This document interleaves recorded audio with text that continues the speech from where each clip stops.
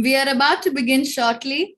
I request all of you to please take your seats. Some last minute checks for everybody. Hope your audio video settings are working perfectly well and you have your tea and coffee ready for the rest of the evening. Feel free to share your learnings on social media and do not forget to tag us and MediBuddy on your handles. You can also feel free to use the photo booth to click some interesting selfies and celebrate along the way. We will see you soon in 5 minutes.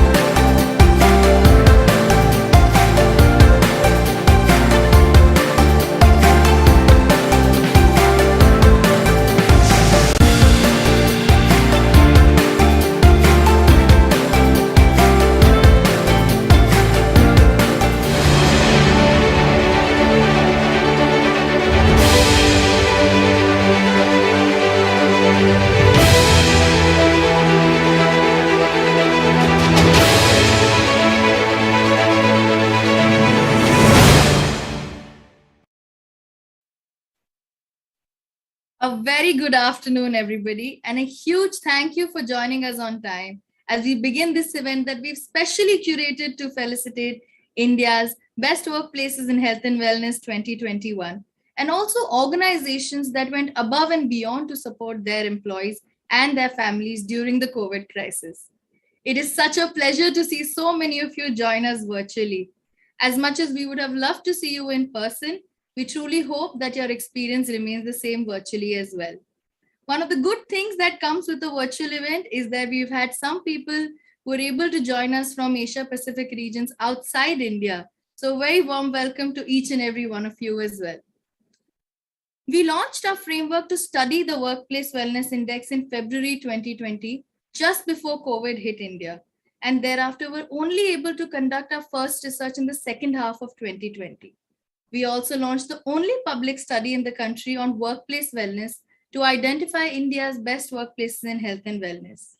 In the second year of the study, we're proud to say that our study 2021 captures the experience of over 12,000 employees that represents the voice of more than 2.4 lakh employees across multiple industries.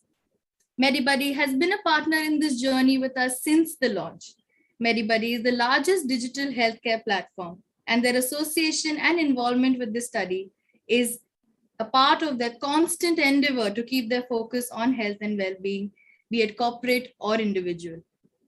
Our study is based on a comprehensive and unique framework that not only enables organizations to build a healthy and high-performing workplace culture through our Workplace Wellness Index, but also nudges employees to personally take ownership of their own well-being through the well-being indicator.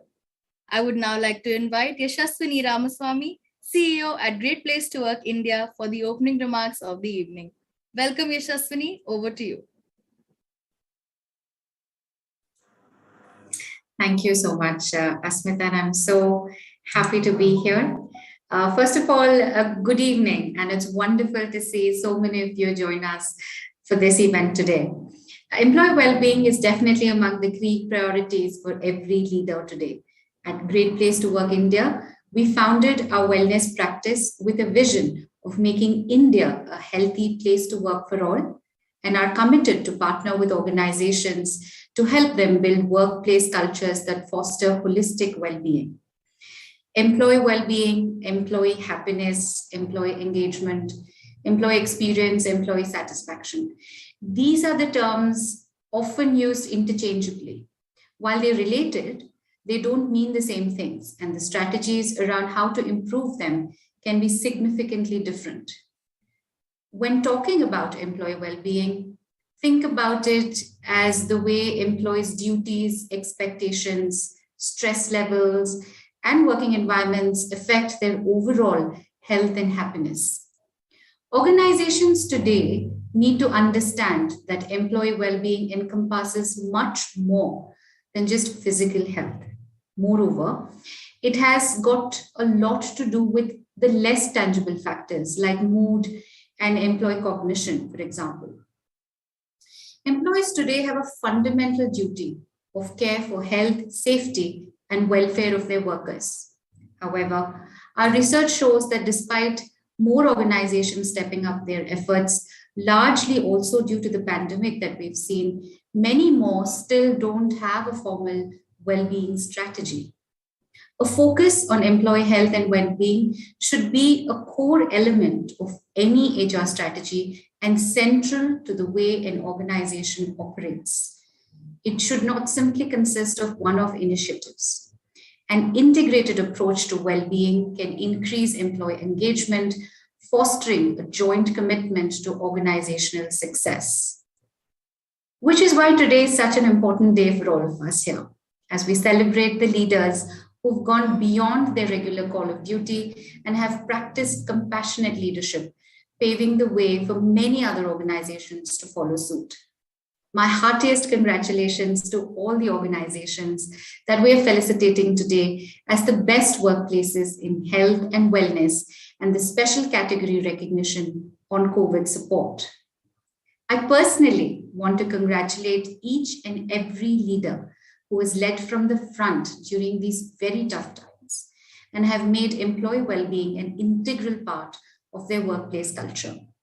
You are defining what a new modern leader should be all about. And I look forward to continuing many more conversations with you in the coming months. I'm also looking forward to the keynote address from Dr. Shambhat. We met almost a decade ago, where we were felicitating some leaders and also conducting a few workshops, and had traveled to the remote part in Hubli in northern Karnataka, among a few other projects we also were managing. I remember his passion and commitment to bring issues around mental health to mainstream conversations of our society. All the best, Sham, and more power to you and your efforts. And thank you for taking the time to talk to us today. Personally, for me, well being is able to be able to nourish my body, my mind, and my soul. All three are important, and I've often been a student of practicing mindfulness for years. I have seen that it has helped me build resilience, develop deeper relationships, and above all, cut through the negative and sometimes vicious cycles that we often find ourselves surrounded with. Be kind to yourself. I keep sharing it with my team too. My mantra of success is to be able to sleep and sleep well and wake up in the morning with that energy to start the first day of what is and will be the rest of my life. And hopefully, I'll have a long life to live. To keep writing the new chapters of my book called Life is why, for me, well being is the cornerstone. And I hope it is for you as well. Congratulations again, and I look forward to a great day of learning. Thanks, Asmita, for inviting me over here, and back to you. Thanks, Yashaswini, for setting the tone of today's ceremony and also for highlighting the importance of sleep. I think all of us will agree that sleep is something that we all need for our own personal well-being and wellness. So thank you, Yashaswini. Employee health and well-being forms the fundamental underpinnings of a positive workplace experience. And the pandemic just put this idea on the map for all of the leaders. With the last two waves of the pandemic, we witnessed exemplary leadership at India Inc., saw organization institutionalize benchmark practices around workplace wellness, and also heard employees validate their experience of a holistic well-being in their work environment. Today, we've gathered to felicitate India's 15 best workplaces in health and wellness 2021. We also have a special recognition category, as Yashaswini mentioned, where we will be honoring 10 organizations that supported employees and their families in the COVID crisis. A big round of applause to all of you who've joined us for the celebrations and learning today. Just a small side note, there is a clap, whistle, hoot button on your screen as well, so feel free to use that throughout the evening and your celebrations. Please note that you can also visit the agenda tab to view the evening's flow. You can visit the resource center to download our brochures and also know more about us. There is a help desk for you in case you have any queries or difficulties along the way. I am Asmita Dubey. I lead the events team at Great Place to Work India, and I will be your host for the evening. For our opening keynote address, I would like to invite Dr. Shyam Bhatt, a renowned psychiatrist, integrative medicine specialist, and founder of Nirvikalpa, the Mind Body Center, to talk about leading a business the mindful way. When we say mindful, I'm sure we all have our own understanding and definitions of mindful. However, today Dr. Bhatt will share his thoughts on the power of an integrated approach to managing self and our teams.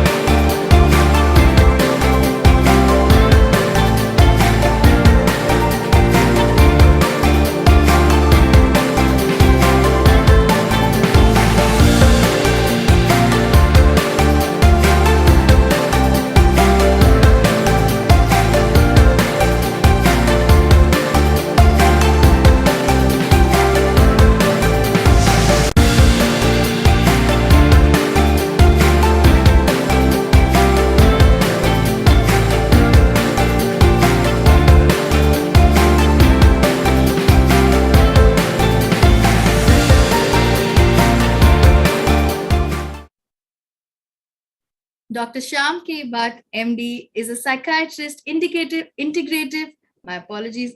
medicine specialist, and a writer. Dr. Bhatt has a rare combination of postgraduate training and American board certification in two specialties, psychiatry and internal medicine. He's been called a pioneer of integrative medicine and holistic psychiatry in India. He founded the Mind Body Clinic in 2010 and expanded in 2016 to serenity.com, offering online counseling, psychotherapy, and integrated mind body wellness solutions. In addition to his clinical work, Dr. Bhatt consults with organizations and addresses audiences in the United States as well as India on work life balance, stress management, leadership development, and other topics on mind body wellness. Thank you, Dr. Bhatt, for investing your time with us. We're delighted to have you among us today. After the keynote by Dr. Bhatt, we will also keep some time for an audience Q&A. You can ask your questions by minimizing your full screen and inputting your questions in the Ask a Question tab. The entire Q&A segment will be anchored by Preeti Malhotra, who is the practice head of wellness and partnerships at Great Place to Work India. All right, everybody, please join me in welcoming Dr. Bhatt on stage. Dr. Bhatt, welcome. Thank you, Asmita, for that wonderful introduction. Thank you to Yashaswini and Great Place to Work and this event. And congratulations to all the winning teams and leaders here today. It's great to hear that, employee wellness, both of mind as well as body, has become extremely important to leadership in the corporate world, and in fact, indeed, to people everywhere. Because the fact is, we live in an unusually stressful time. And as leaders, you are leading people who are going through an unusually stressful time while yourself having to contend with the many stresses of life. What can we do in terms of leadership, especially in terms of how we engage with our own mind and therefore with others, to actually improve our ability to channel stress into productivity, joy, and peace of mind? How do we transform and lead a team during these times? Well, not just these times, during life, because life always has some amount of stress. And of course, in the last couple of years since COVID, the stress has, of course, gone up. I want to share with you an old story. It's an old Sufi story. I find this story very profound. See what you think. There was a king who one day was cursed by an old lady, and she said to him, next week, the water in your well, in the village well, the only well in the entire village, is going to be cursed. Whoever drinks from that water will turn insane. They'll go mad. So the king, now that he had this information, planned for this event, and he collected water from a neighboring kingdom and kept it so that he could drink this water. Next week, as the old lady had ordained, the water of the well became cursed. The people from the village started drinking of that water. And as they drank that water, one by one, they started going insane. The king, of course, was not drinking this water. He was drinking the other water, and he did not suffer the effects of this water. He did not go insane. And little by little, though, his entire subjects, they all went mad. And the king would go out into his kingdom. And usually when he would go out into his kingdom, people would look at him and they would appreciate him and they would thank him for the work he's doing, for his leadership and all of that. But now everybody had become insane. And so they were laughing to themselves, talking to themselves, and little by little they noticed that the king is different. And they whispered amongst themselves, they said, have you noticed this king is different from us? He's not the same as us. We don't think we can trust him anymore. And so they ganged together and they were about to besiege the walls of his palace when the king realized that he had no choice. And so he walked to the well, drank of that same water, became insane, and was then proclaimed as the greatest king. The people said, our king is back. The story can be interpreted in many ways, and of course, in many shades to, I think, every profound story. But I am talking about the fact that we all of us in the world, and in our country included, seem to have drunk from this poisoned well, in that it has become normal now to suffer from stress. It is a rare individual in today's world who does not suffer from stress. And at the tip of the iceberg, you can see in the worst situations, it can lead to death. And indeed, it's an unfortunate and very startling statistic that today suicide is the leading cause of death for Indians between the ages of 15 to 39. That's quite a startling fact that the leading cause of death for young Indians today between the ages of 15 and 39 is suicide. And what we know now is that at least half the people in corporate India suffer from anxiety, stress, and depression. And of course, it causes economic loss, but at the bottom line, it hurts people. And when it hurts people in an organization, it bleeds morale, it attacks productivity. People can't be creative. They don't find that there's meaning. They don't have joy. And of course, it hurts the bottom line of the company. It causes absenteeism. There's, you probably have read these statistics, and I just want to underline though that there's a human cost and an economic cost to stress, and the fact that stress is now rampant. And by the way, it's not just corporate India. As I said, in India, if you look at the entire population, it's become extremely rampant, and yet most people don't feel comfortable approaching anybody for help. And in fact, therefore, you as leaders are in a position where, whether you know it or not, whether you're doing it consciously or not, probably you are, because all leaders are, in fact, people managers, but you are a person who is modulating people's emotional health around you.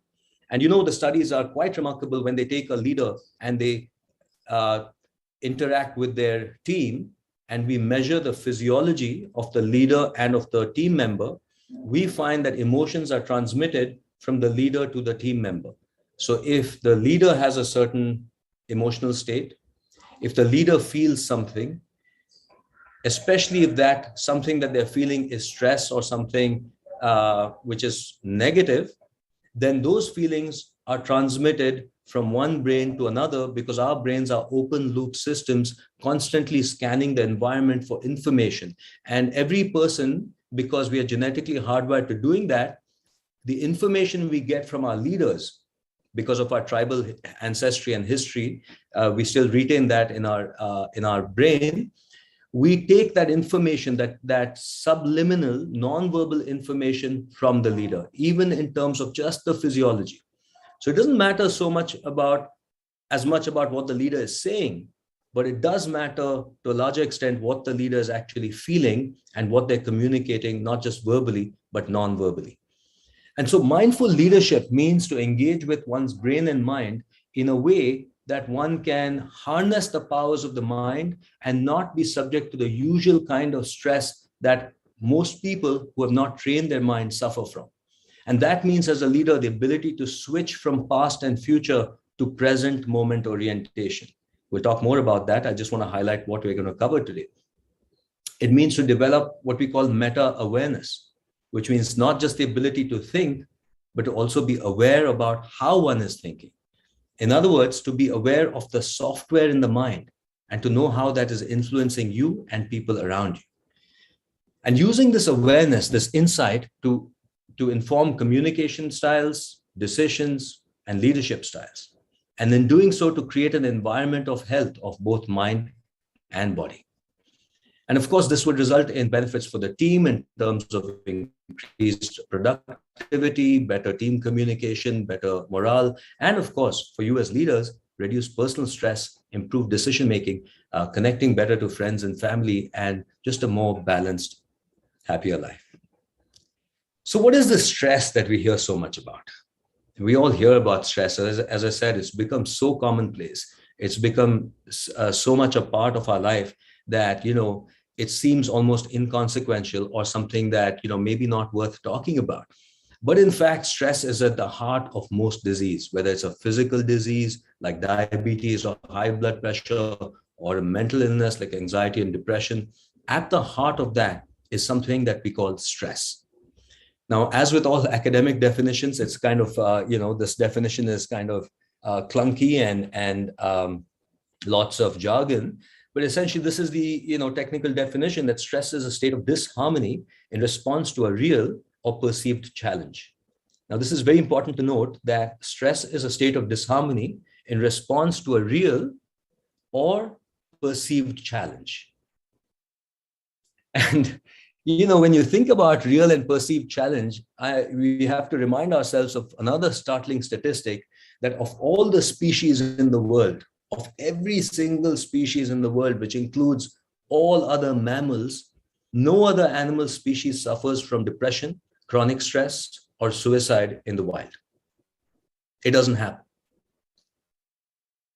Animals, when brought into human society, can suffer some of those human diseases, but in the wild, no other animal species, including other mammals, but none of them suffer from stress, anxiety, depression, and suicide.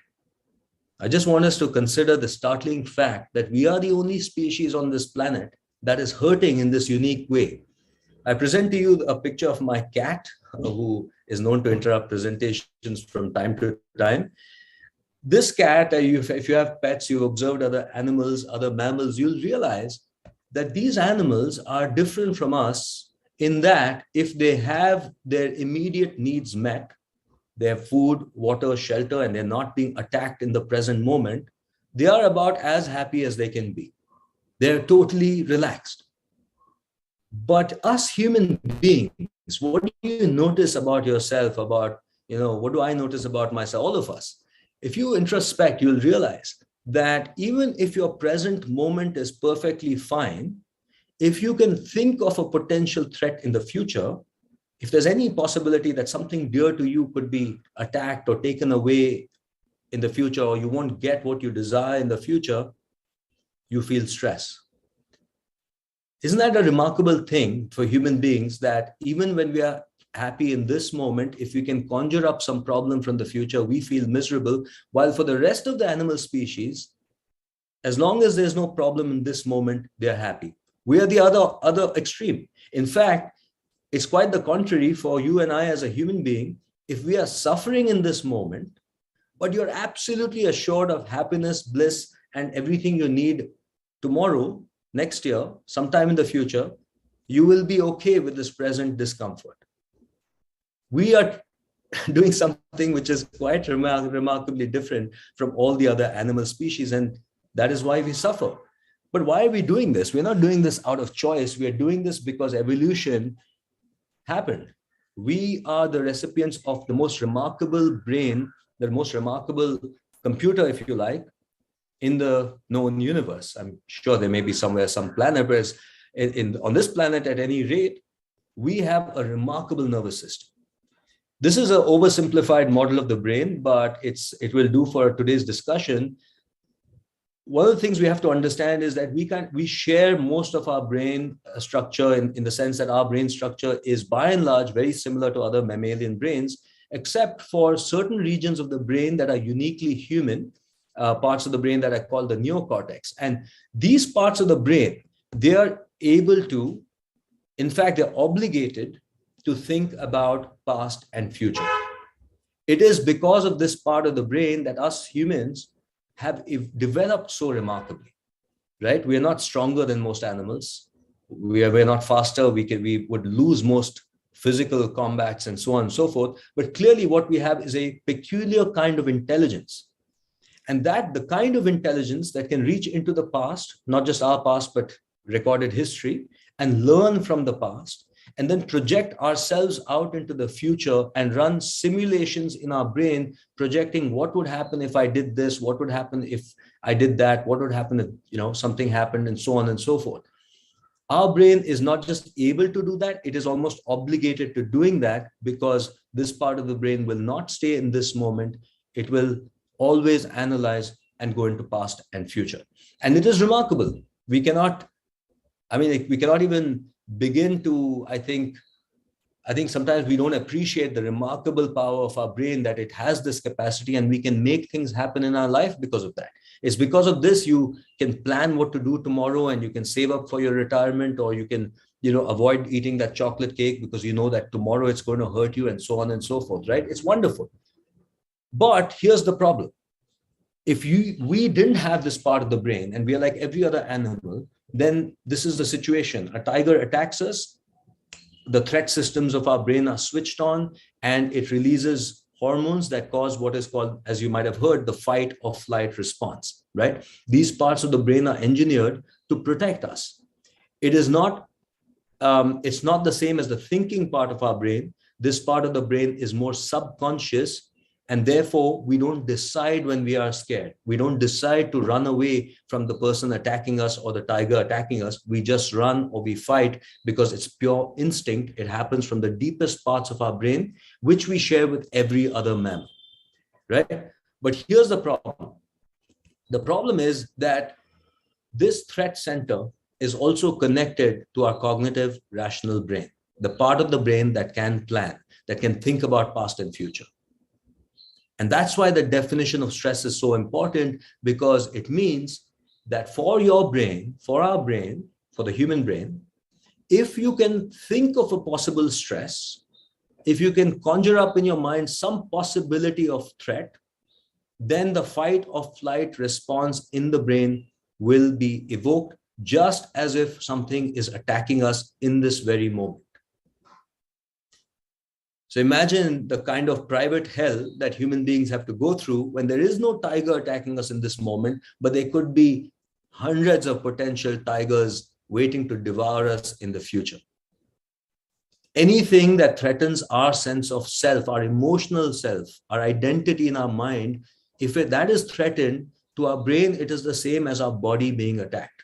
Just like for the animal, when the body is attacked, our brain will respond the same way, if not just our body is attacked, but even if our identity or our emotional self is attacked. So tomorrow, if, for example, we feel that we may not attain the kind of position we want to attain, perhaps, and that does not match with our sense of self, we feel that we are not going to be the person we want to be, or we are not the person we want to be, that is going to cause the same fight, flight, or freeze response in the deepest reaches of our brain. And these are some of the many kinds of threats that one can feel in the corporate environment or in life. Uncertainty, lack of control, targets and deadlines, maybe a sense of not feeling appreciated, maybe comparison with others or with oneself, a feeling that you're doing more and more but not getting ahead, right? These are very common issues that cause and create the stress response in the brain. And when there is stress, when there's chronic stress, that really is a problem. You see, stress is basically the fight or flight response that has become chronic and that is continuing despite there being no predator, there being no animal to attack us. And if that happens, the brain gets exhausted. It's releasing stress hormones. It's causing this fight or flight response all the time. Different parts of the brain start getting activated. The endocrine system changes, so hormones start changing. The adrenal glands secrete cortisol, initially adrenaline and norepinephrine, but later something called cortisol, which is a stress hormone released during chronic stress. Now remember, the flight and fight response is designed to help us escape attack. And so the changes in the body make sense if we are being attacked, but they don't make sense when we are not under attack, except in our own minds. Muscles get tight because the body wants to run or attack. The blood starts clotting easier because if an animal attacks us, the blood should clot easier, right? The liver discharges blood sugar into the bloodstream so that in case we have to run or fight, we can use that energy. Blood is diverted from creative parts of the brain into just survival parts of the brain. Heart rate increases, sweating can increase, blood pressure goes up, the immune system is impaired, and a whole host of changes occur in the body, brain, and mind as a result of this perception of threat. Now, what are the symptoms of stress or the symptoms of this elevated threat response? I've listed some of these. These are by no means an exhaustive list because, frankly, stress can cause all kinds of symptoms. But some of the more common experiences that people have when they are feeling stressed is becoming easily irritated, impatient, frustrated, and moody. You know, if you have a team member who's suddenly seeming more moody, more irritated, impatient, or frustrated, we can think about it as bad behavior, or we can understand that this person is starting to feel overwhelmed by stress. The person can start having all kinds of symptoms in the body. This is very common, by the way, in India, when people have stress, sometimes they don't feel any stress. They may say, I don't feel any stress, but they will have a lot of symptoms in the body, feeling a lowered energy, fatigue, headaches, body aches anywhere and everywhere, from lower back pain to abdominal pain, neck pain. A person can have palpitations. They can find it hard to go to sleep or stay asleep. There can be changes in decreased, desire for intimacy.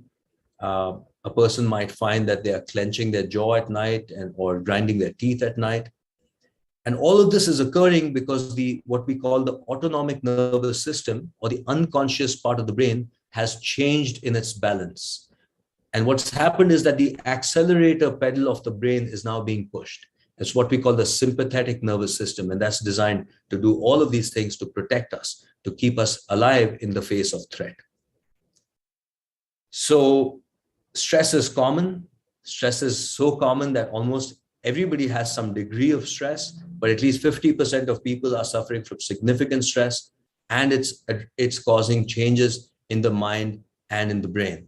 Now, remember that the workplace is not the first time that people have felt stress. Stress is something that is one of the most, I would say, the earliest experiences for a human being. I want you to consider the fact that all of us as adults have already been through a remarkable journey, in that before we were born, and this is quite remarkable, before we were born, the neural systems of our brain were already developed. And so we've all had this experience, although we don't remember it, because a part of the brain called the hippocampus was not developed. We don't remember anything under the age of 3, and you certainly don't remember anything in your mother's womb.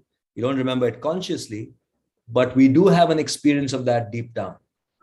And that experience was one of complete safety and bliss, where every need was taken care of, where there was complete safety, there was no threat. But subsequent to birth, throughout our life, the baby, the human brain is engineered to detect threat, as I said, and to avert threat. And so right from when you were small, you started developing ways in which to handle stress.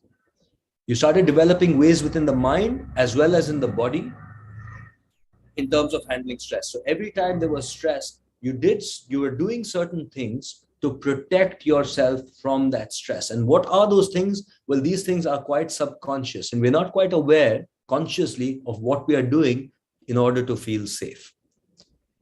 The problem is that although these defenses have kept us safe, it is these defenses that continue into adulthood and that cause us pain. For example, some of the defenses in the mind that we might use when we are stressed.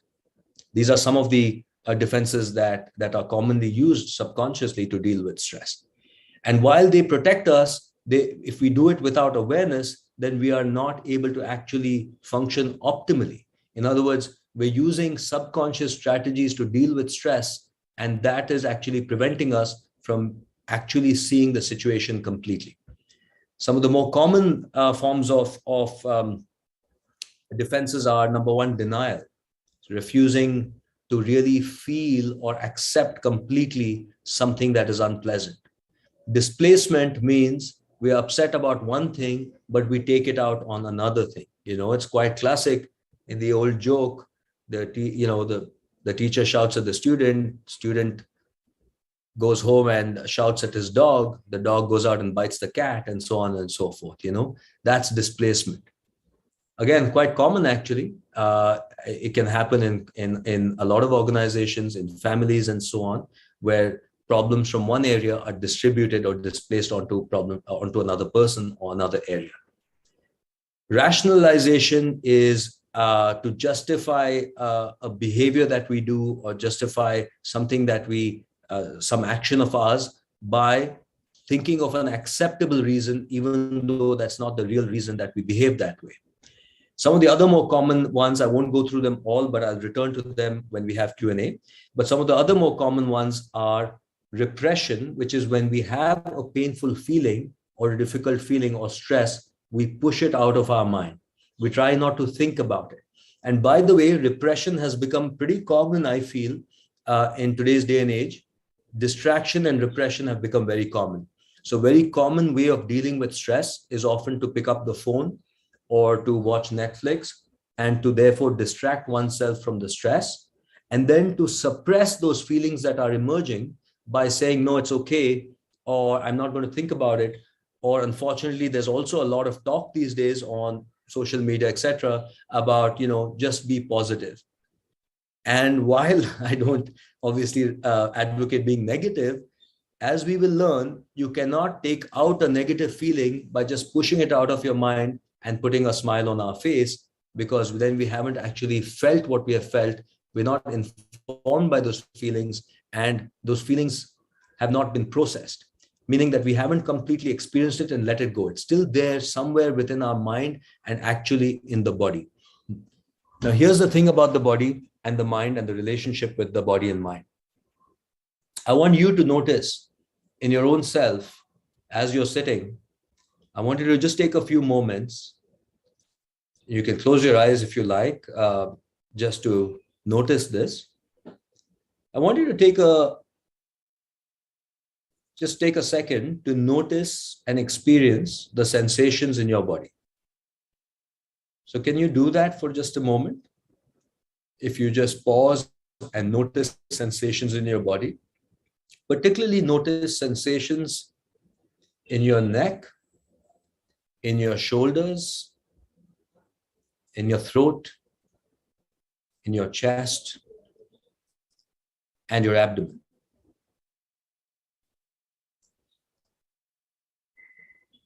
Just want you to take a few moments and notice if there's any sense of tightness, any sense of heaviness, any sense of discomfort or numbness in these areas.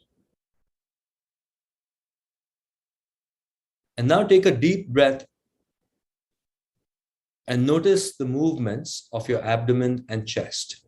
So take a deep breath in and out. And notice the movements of your abdomen and chest.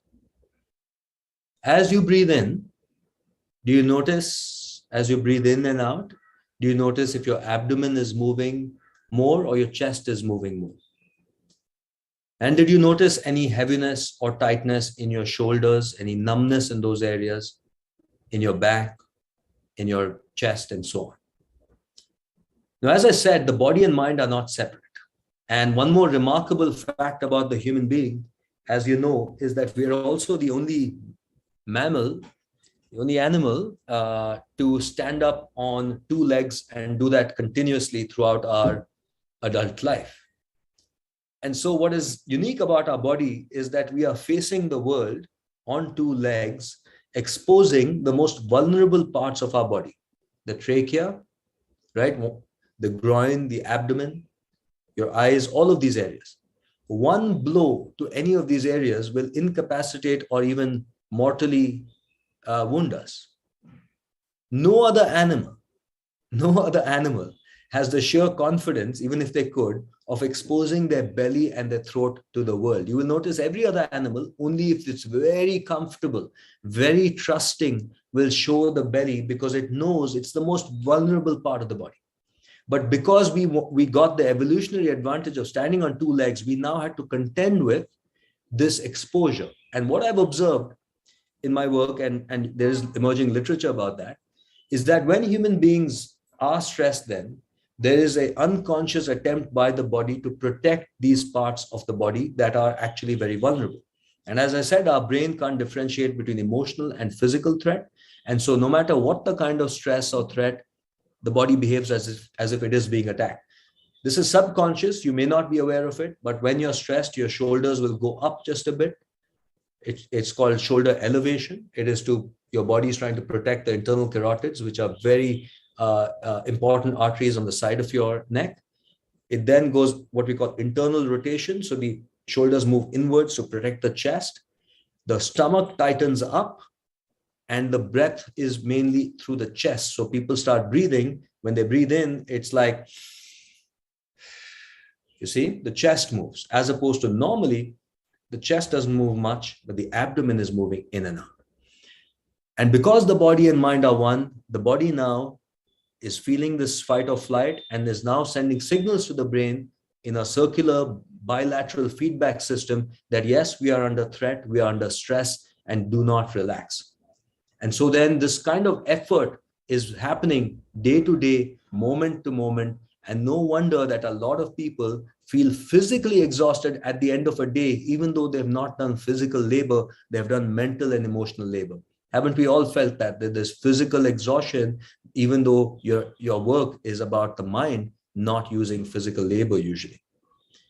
So any part of the body can be affected, both internal and external, as the body responds to stress.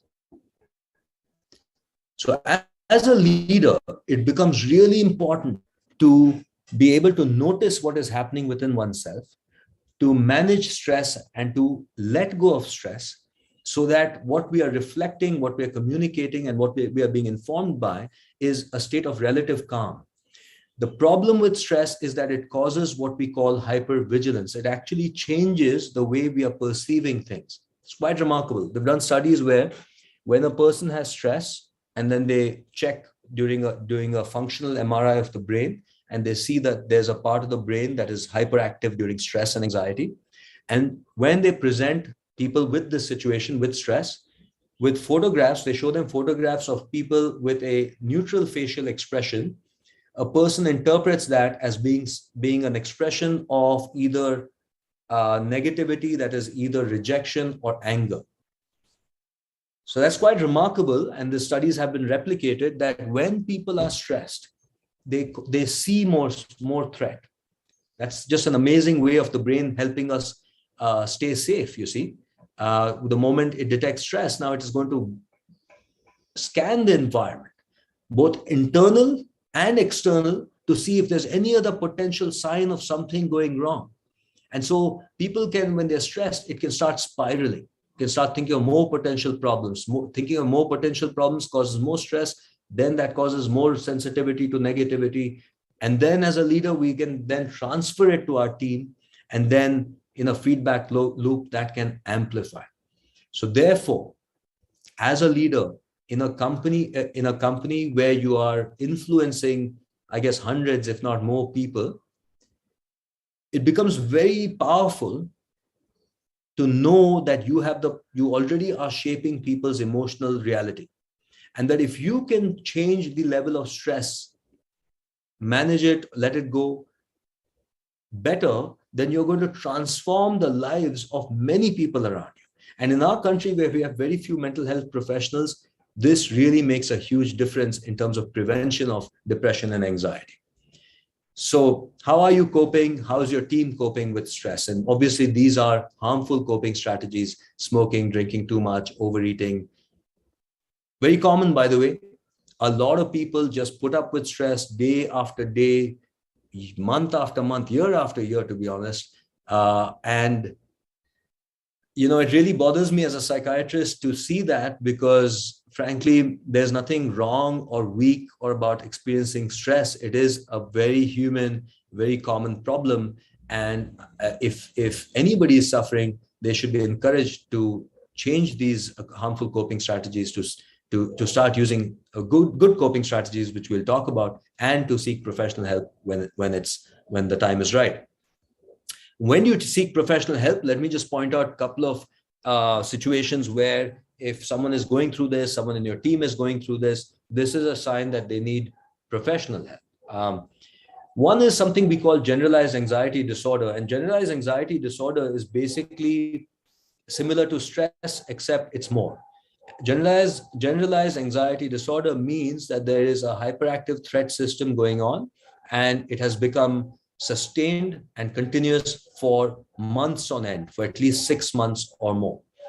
And the psychological symptoms are overthinking, excessive anxiety, worrying about everything, can't concentrate at all, and feeling on edge, restless all the time, accompanied by insomnia, fatigue, and sometimes physical symptoms like nausea and diarrhea, and palpitations and sweating.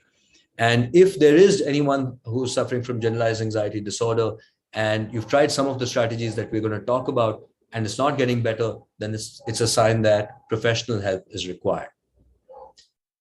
Now, one of the issues that happens for many people is that when they have ongoing frustrations, let's say they have some desire for something in this life that is not happening, and they're not letting go of those expectations, or that they are in a situation which they don't want to be in, but somehow find themselves trapped in a situation, or because of chronic stress, which is basically a sense of being trapped in a situation where you don't have control over outcomes that you desire.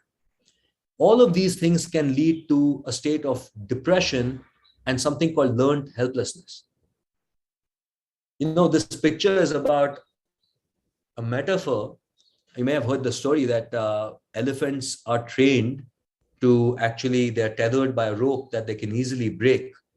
But the reason they don't break the rope is that they were tied with the same rope when they were small, when they were infants. And at that time, they pulled at the rope and they learned that there was no point pulling at the rope because they couldn't break the rope. And so years later, even though they had grown stronger and they could break the rope, their mind did not allow them to do anything because their mind had learned to be helpless. Now, the human brain in depression is a bit like that. Due to reasons of genetics, interactions with stress and environment, as I said, states of prolonged frustration, states of prolonged dissatisfaction and stress, these can cause changes in the brain and body, resulting in what we call clinical depression. And clinical depression is a condition where the brain is now involved. There are actually changes in both the structure and the function of the brain. And it is also a condition that must be taken seriously, and that professional help is required for this. And the symptoms of depression are basically either depressed or low mood. And by this, I don't mean just sadness that is normal, but I mean a overwhelming darkness, a feeling that life has been purged of all joy, that there's nothing that brings this person happiness.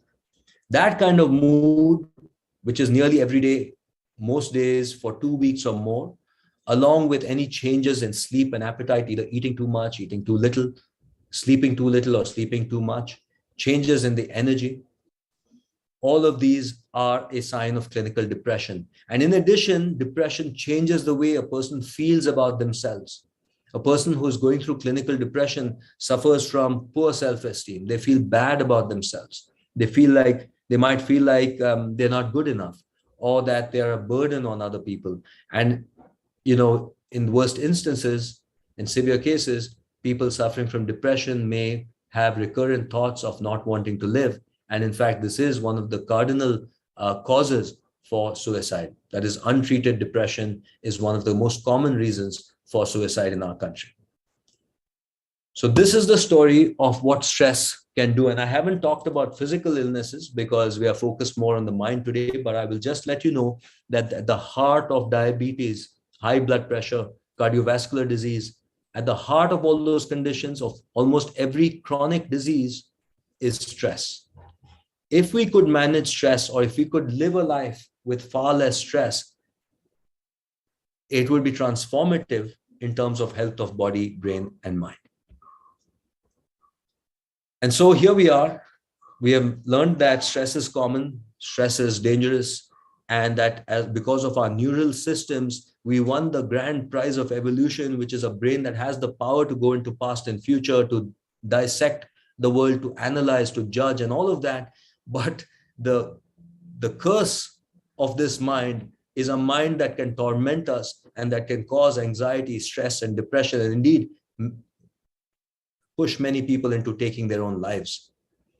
And so therefore, as leaders, the more we learn about this wonderful brain and mind and how to manage it, the more powerful we can be as leaders.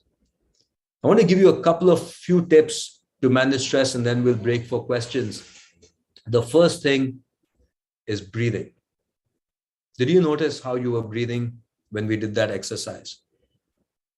When you were breathing in, did your abdomen move outwards, or did your chest move upwards? If your chest moved upwards, your abdomen didn't move much, that's a sign that there is stress in your body, stress in the breath. And so a simple way to alter the state of mind, to let go of stress, is to spend some time with breath. And all we have to do, and you can do this right now just for a few breaths, just take a deep breath in through your nose and breathe out through your mouth. Try that again. Just take a few moments. Do this fully. Breathe in through your nose. Open your mouth and let go, allowing all the air to leave you. Now take your time breathing out. Don't be in a hurry.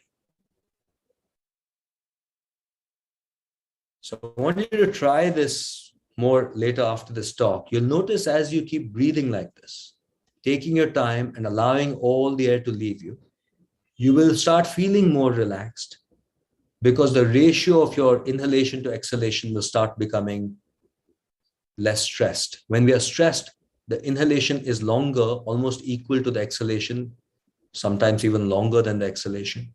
When you're relaxed, the exhalation is much longer than the inhalation. And ideally, the ratio is 4:7 or 4:8. So 4 counts of breathing in, 7 to 8 counts of breathing out.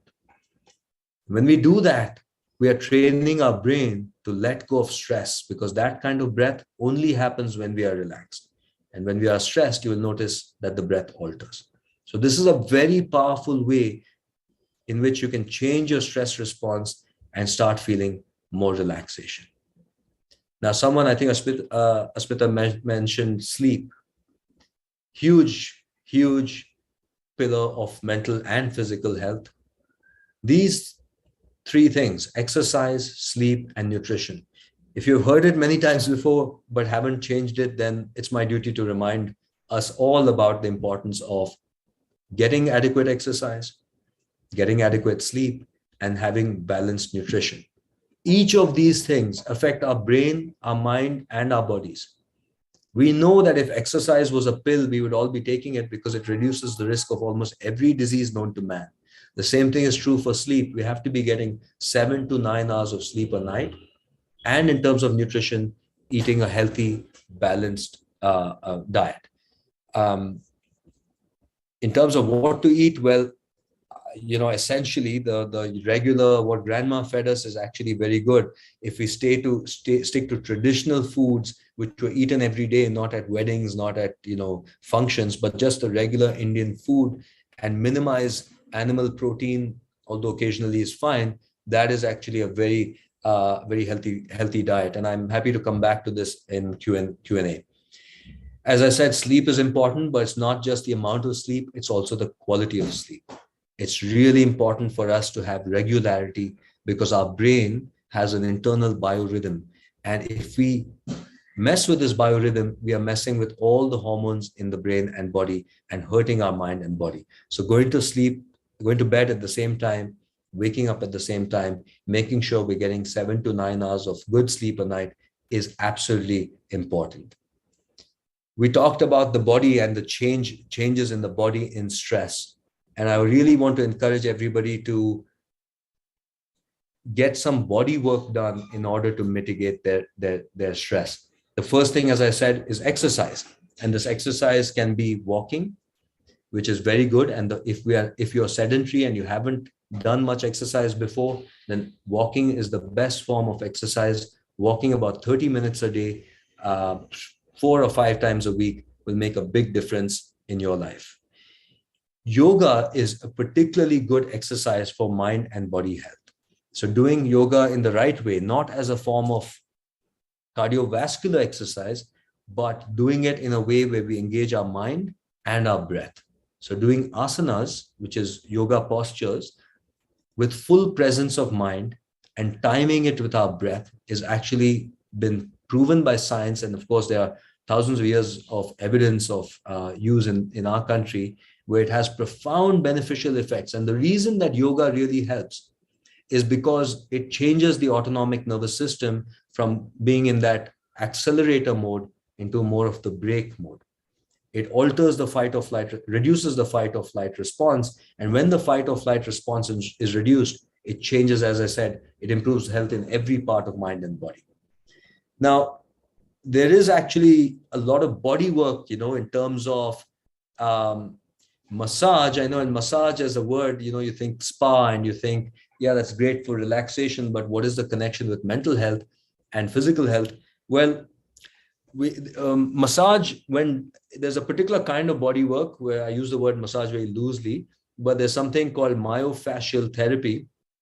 And what we're talking about here is actually body work where certain parts of the body are pressed, and those tension points are slowly released. Now, what we see is that people start experiencing emotions and feelings and memories that they have long suppressed in their body. And these thoughts and feelings have been pushed away from the conscious mind, but they exist in the body in the form of muscle tension, in the form of tension of what we call the fascia, which is a connective tissue of the body. And when that is manipulated and released, either through yoga or through body work, you can start feeling certain feelings and emotions and memories that have been suppressed for a long time. And to actually experience it and then let it go consciously makes a huge difference in terms of letting go of stress. I just want to talk very quickly about what we call the emotional treadmill. Something so common for high achievers like yourselves.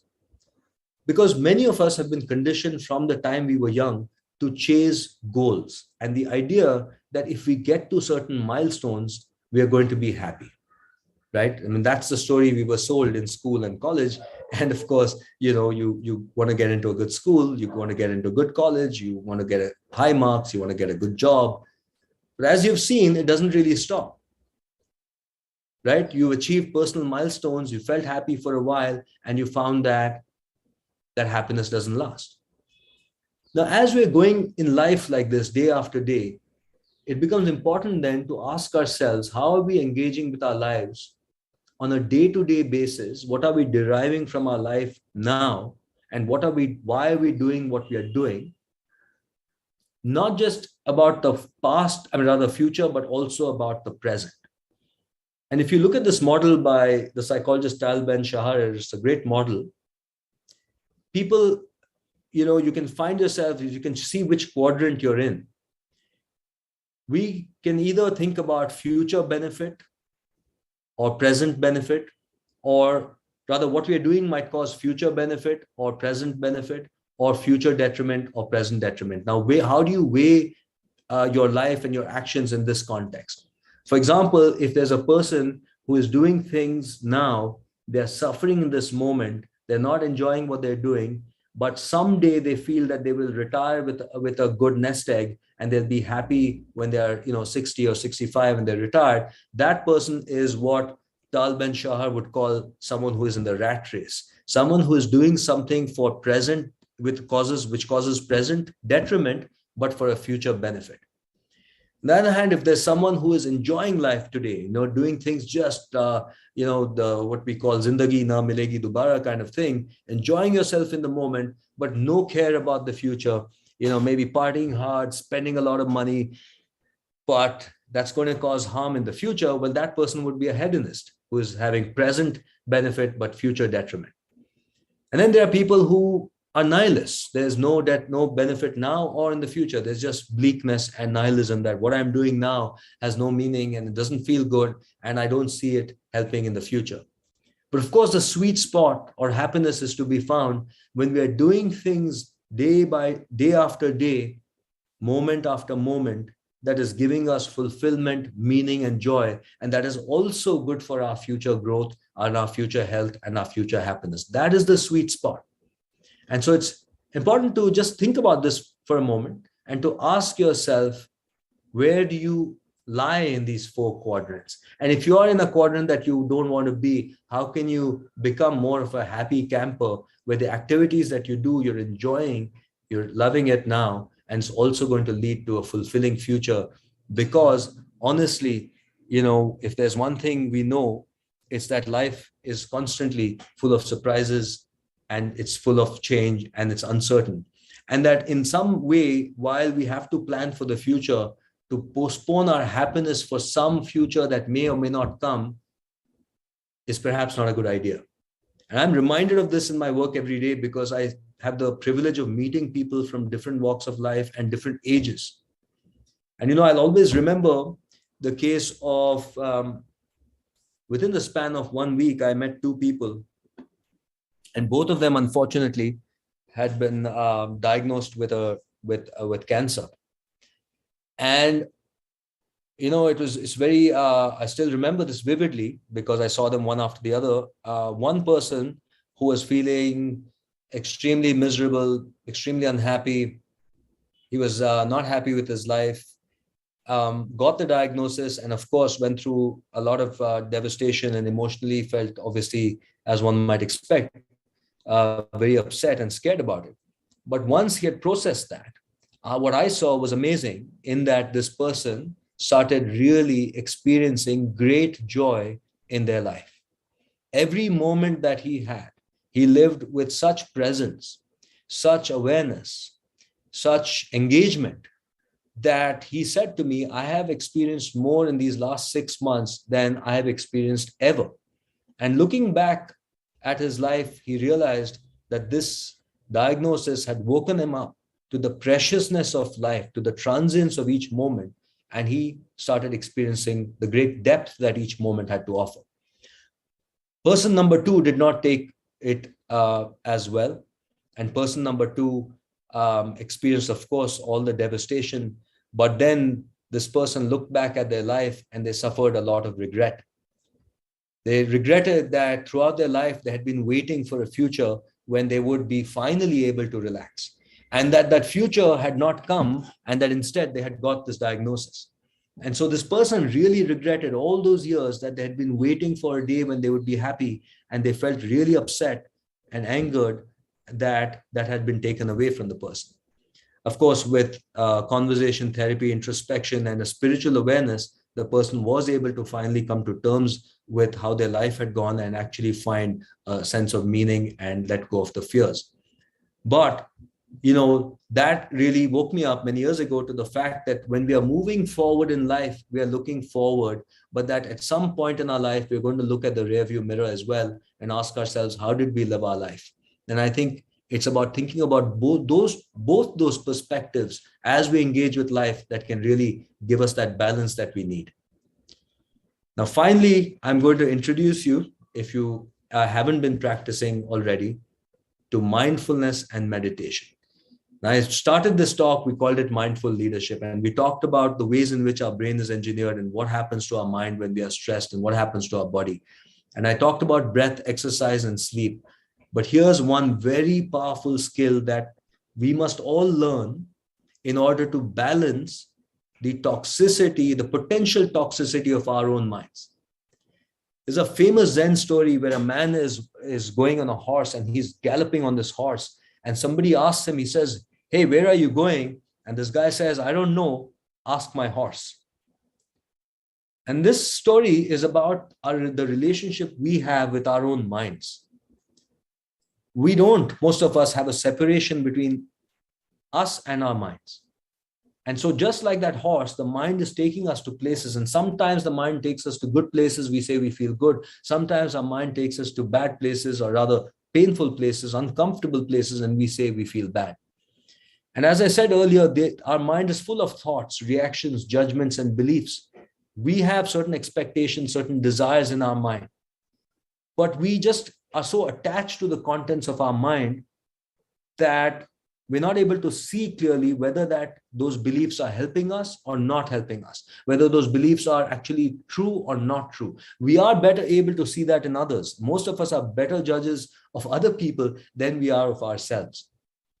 So meditation is the technique that counteracts the tendency of your brain and mind to go into past and future, to judge what is happening in the context of your narrative, and to impose our expectations and demands on our life, so much so that we live with total outcome orientation, right? Meditation counteracts that so that we can engage in this present moment deeply. We can then start becoming aware of these thoughts, these feelings, these judgments, these beliefs, and start shaping and changing that into whatever is helpful for us. So I would highly encourage us to practice meditation. And the word that has become popular nowadays is mindfulness, because like with so many things from India, these things are exported and then repackaged and sold back to us. The word mindfulness is an unfortunate word used by some, I think, 19th century British theoretician who tried to translate the Sanskrit, the Pali actually, word from this, because mindfulness refers to vipassana meditation, which comes from the Buddhist tradition. And unfortunately, the word mindfulness does not have the right connotation, because meditation is not about using too much concentration. It's not the kind of mindfulness one has to have, when you're balancing a tray full of drinks and you have to hold it carefully. That's not the effort. Rather, what we're trying to cultivate is just relaxed, present moment awareness, which is non-judgmental, not trying to blank the mind, not trying to move the mind anywhere, not trying to fight with the mind, not trying to blank out thoughts, none of that. Just anchoring your attention in anything that is happening in this moment and just witnessing. That's about it. And as we keep doing that, strange and actually amazing things start happening to the mind in terms of relaxation, insight, awareness, and the ability to find that peace and calm no matter what is happening around us. So I want to end this brief presentation by inviting us. Let me check with the organizers, though, if you have time for that. If you have a few minutes, I would like us to all participate in about 5 minutes of mindfulness, 5 minutes of meditation, and then I'll take questions, answers, or perhaps let's do question answers and then see if we have time. So yes, I have got a message that we are overshooting time. Let me pause and take some Q&As, and then if we have time, we will do a meditation practice.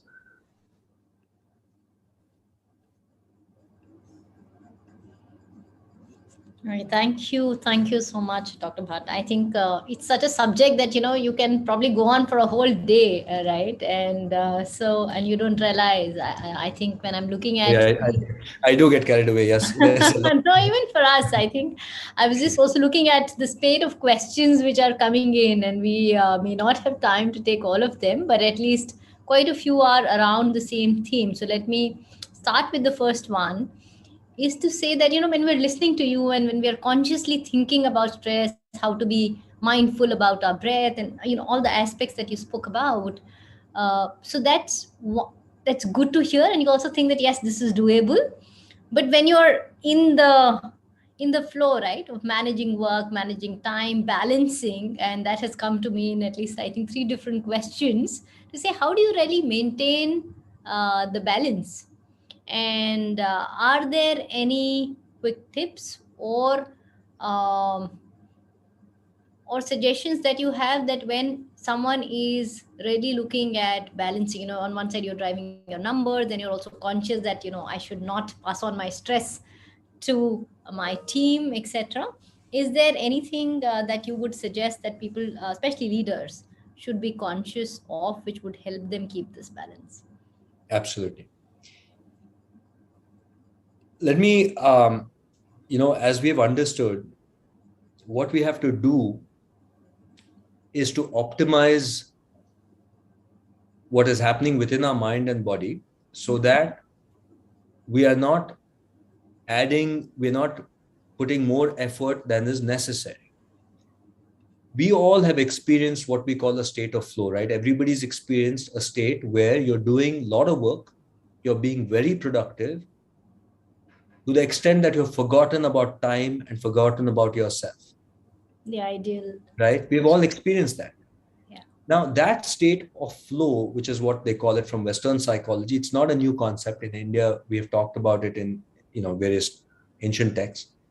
That is a state of high efficiency, but very, very, and just like high efficiency, there's very little work actually and stress going on in the brain. So the question, one way of understanding this question or answering this question, how can I manage my work, become more efficient and less stressed? Actually, they're not mutually exclusive. You will become more productive and efficient if there is less stress. Less stress means like moving the gear from the first gear to the fifth gear. In first gear of the car, we are pressing hard, but it's not going. There's so much energy, so much noise, and so much heat. So how do we do that? Well, as I said, the heart of this is the degree to which our identity and our sense of safety is wedded to outcomes. We are being asked to control outcomes many times, almost all the time. We don't have control of outcomes. We don't have control of outcomes, and yet our lives are being determined. Maybe your paycheck, maybe your promotion, maybe your sense of self, something is being determined by whether you get outcomes or not. I understand that's the world we operate in. That is why every person has to have their inner world taken care of, where deep down, and I call it the art of selective detachment, which is not being detached, not at all being detached. And I really don't like the word detachment. I haven't been able to use another word. I use selective detachment or art of detachment. By that, I mean the engagement with work as much as possible, like how we engage with sport or game that we want to win. When we go to a game, to a place we want to win, we learn the rules, we get better at it, we want to win. In that sense, we feel the stress of the game, but it's a different kind of energy. We've all played games where we wanted to win, but we didn't feel the same way like in our corporate life. What is the difference? The difference is we know that our life is not, by the way, it's different if you're a professional sportsman. For them, it's much harder. But otherwise, we know that our life is not over when we get off the field. So at the backdrop of our work, in my opinion, we need a larger understanding of what is going on in our life and our engagement with it, so that we are able to engage fully while not feeling that my life or death, it is life or death, that my life depends on these outcomes. So therefore, we have to have the ability to engage with process and do all that we can do while detaching from the outcome. I know this is actually very ancient wisdom. It's also been articulated, of course, famously in the Gita by Krishna to Arjuna, and in all kinds of psychological texts. Now, how do you do it? Well, the meditation practice I am suggesting is exactly the skill that will allow you to do it.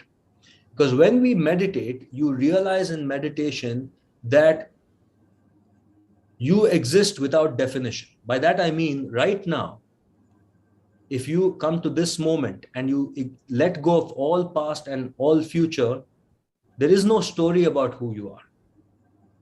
The story about who we are is always interacting with what is happening. Sure. The times we are in flow, we have forgotten the story of what we are, what we want from it, and who we are. We are just here fully. So being here fully and can only be achieved if we make meditation a practice. We cannot use it as a firefighting skill. Just like building our muscles, it has something that we have to do every day. And what you will find is that if you do that every day, you will feel a sense of being centered, a sense of being calm, a sense of, even when you feel something, to experience it without it overwhelming you, and a feeling of safety that is intrinsic and not dependent on anything else. If our sense of safety is contingent on anything that we cannot control, how can we be happy? If my sense of safety is dependent on your behavior or that person's behavior or this outcome or that outcome, I have already lost. I'm already now a slave to that outcome. That needs some discipline in the mind. It's not because it's automatic and human to start doing that. So it needs that coming back to source, coming back to self, coming back to stillness, coming back to presence. And by the way, it's a bit like swimming. We can talk about swimming, but ultimately you got to get into the pool, and when we do that, we can really, Preeti, sense that my sense of well-being, I determine that my sense of absolute safety cannot be contingent on anything that I cannot control, right? If I do that, I already have to make sure it happens. And we can barely control ourselves. How can we control anyone else? We can only influence things. So this discipline, by the way, I know a lot of people know this. I think this is perennial wisdom. It's not new wisdom, but the practicality of it, sometimes we hear this and we think, as I think many people might be thinking, that yes, I've heard this. Yes, it sounds good, but is it really practical? Is it really something that I can use in my life, or is this something we come, listen, feel good, and then get back to everyday life? I can tell you honestly, it is something that you can totally use. See, as a psychiatrist in my life, like you, we also take a lot of stress. Stress is absorbing stress is part of my job description. And therefore, 20 years ago, as a medical student, I discovered, no, 25 years ago, I discovered meditation.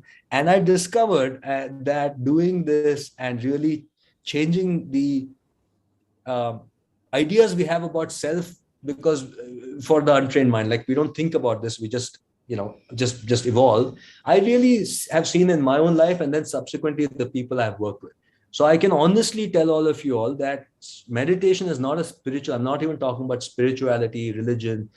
I don't even think that, I mean, I also want to underline the fact you don't have to be a monk or to look like a monk or to leave, go into an ashram. Because in my mind, I like to say that, I say this because I'm working on a book with this title, that it's easy today to be a Buddha in the forest. We can all go to the forest and chill. What is hard is doing what you guys are doing. Can you be a Buddha in the city where you have to pay bills, fight in a competitive environment? We may say compassionate leadership, but certainly the world is not all roses and milk and honey and compassion. There is harshness out there. There's a real world stuff of managing your family, of paying your bills. And by the way, a lot of you your age are sandwiched between your kids and your aging parents and your employees. You've got stress coming at you from all directions. It's very difficult. Easy, as I said, to be a Buddha in the forest. And Buddha, left the home because of this. But if you can stay here and practice what we talked about, set these boundaries in your mind so that your health is a priority, and you engage with these practices, then absolutely you will find happiness, because there is no doubt that the quality of our life is determined not by what is happening to us, but by the state of our world, by the inner world, which is under our control. Thank you. Thank you so much. And I think in that answer, you kind of covered my three next questions, because this is so real, right? And like you said, so I take away maybe three sort of words. One is the whole selective detachment, and being able to be the Buddha in the city, which is the reality. We can't really go away. I think I felt the same thing about Vipassana. Like while I was there, it felt good, but when I got back and I was like, my day to day is not that Vipassana would probably help me. The second is the whole consistency of it and actually doing it every day, and then focusing on what we can control and not letting the outcomes that we can't control really bother us. So I think very powerful. And I just want to add very quickly, Preeti, that many issues are granular, that require, as I said, many times, one needs exploration of one's own story, one's own narrative, and how these beliefs evolved. And that's where therapy comes in.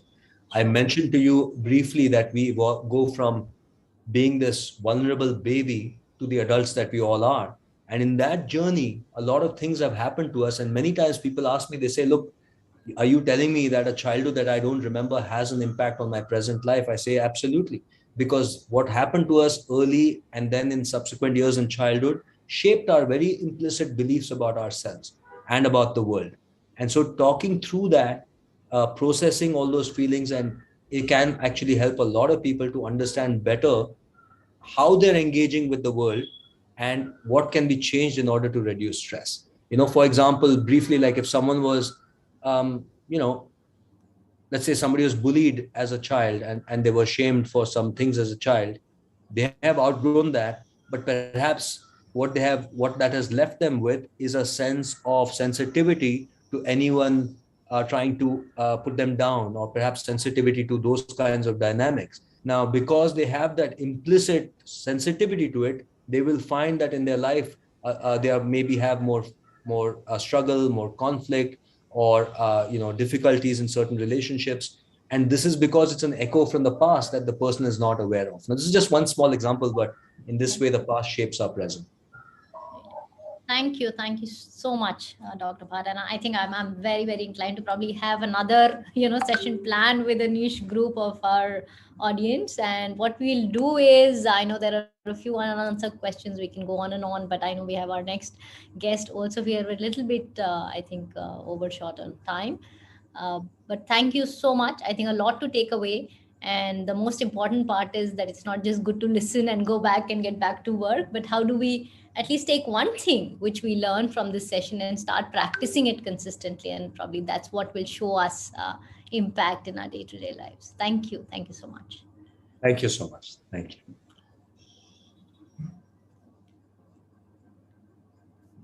Thank you, Dr. Bhatt, for sharing your experience with us. Through the pandemic, we've heard terms like purposeful, empathetic leadership being talked about, but your perspective on mindful leadership was very thought-provoking and extremely important as we work towards our journey in making India a healthy place to work. So thank you so much for joining us, and thank you, Preeti, for anchoring the Q&A. Our next session for the evening focuses on the role leaders play in driving well-being as an integral part of workplace culture. We are delighted to have Sandeep Sharma, MD and Country Manager at RealPage India Private Limited, as our esteemed speaker for this session. Unfortunately, Gangapriya Chakravarti could not join us for this session today due to some medical reasons. And as much as we were looking forward to her presence, in the true spirit of today's event, we appreciate her commitment towards prioritizing her mental wellness and well-being. We will move on to the next session with Sandeep.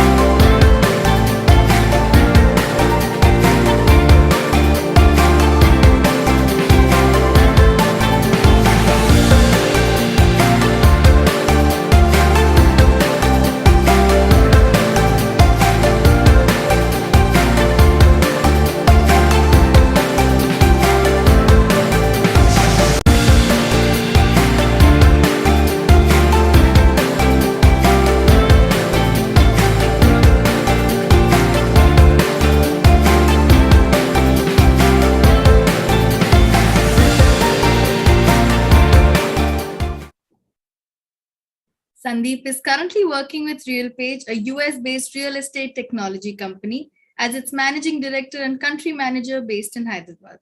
He is a senior leader with 20 years of hands-on experience in the IT and global business process outsourcing industry. Prior to RealPage, Sandeep has worked for Royal Bank of Scotland, where he led the COO function for Technology India.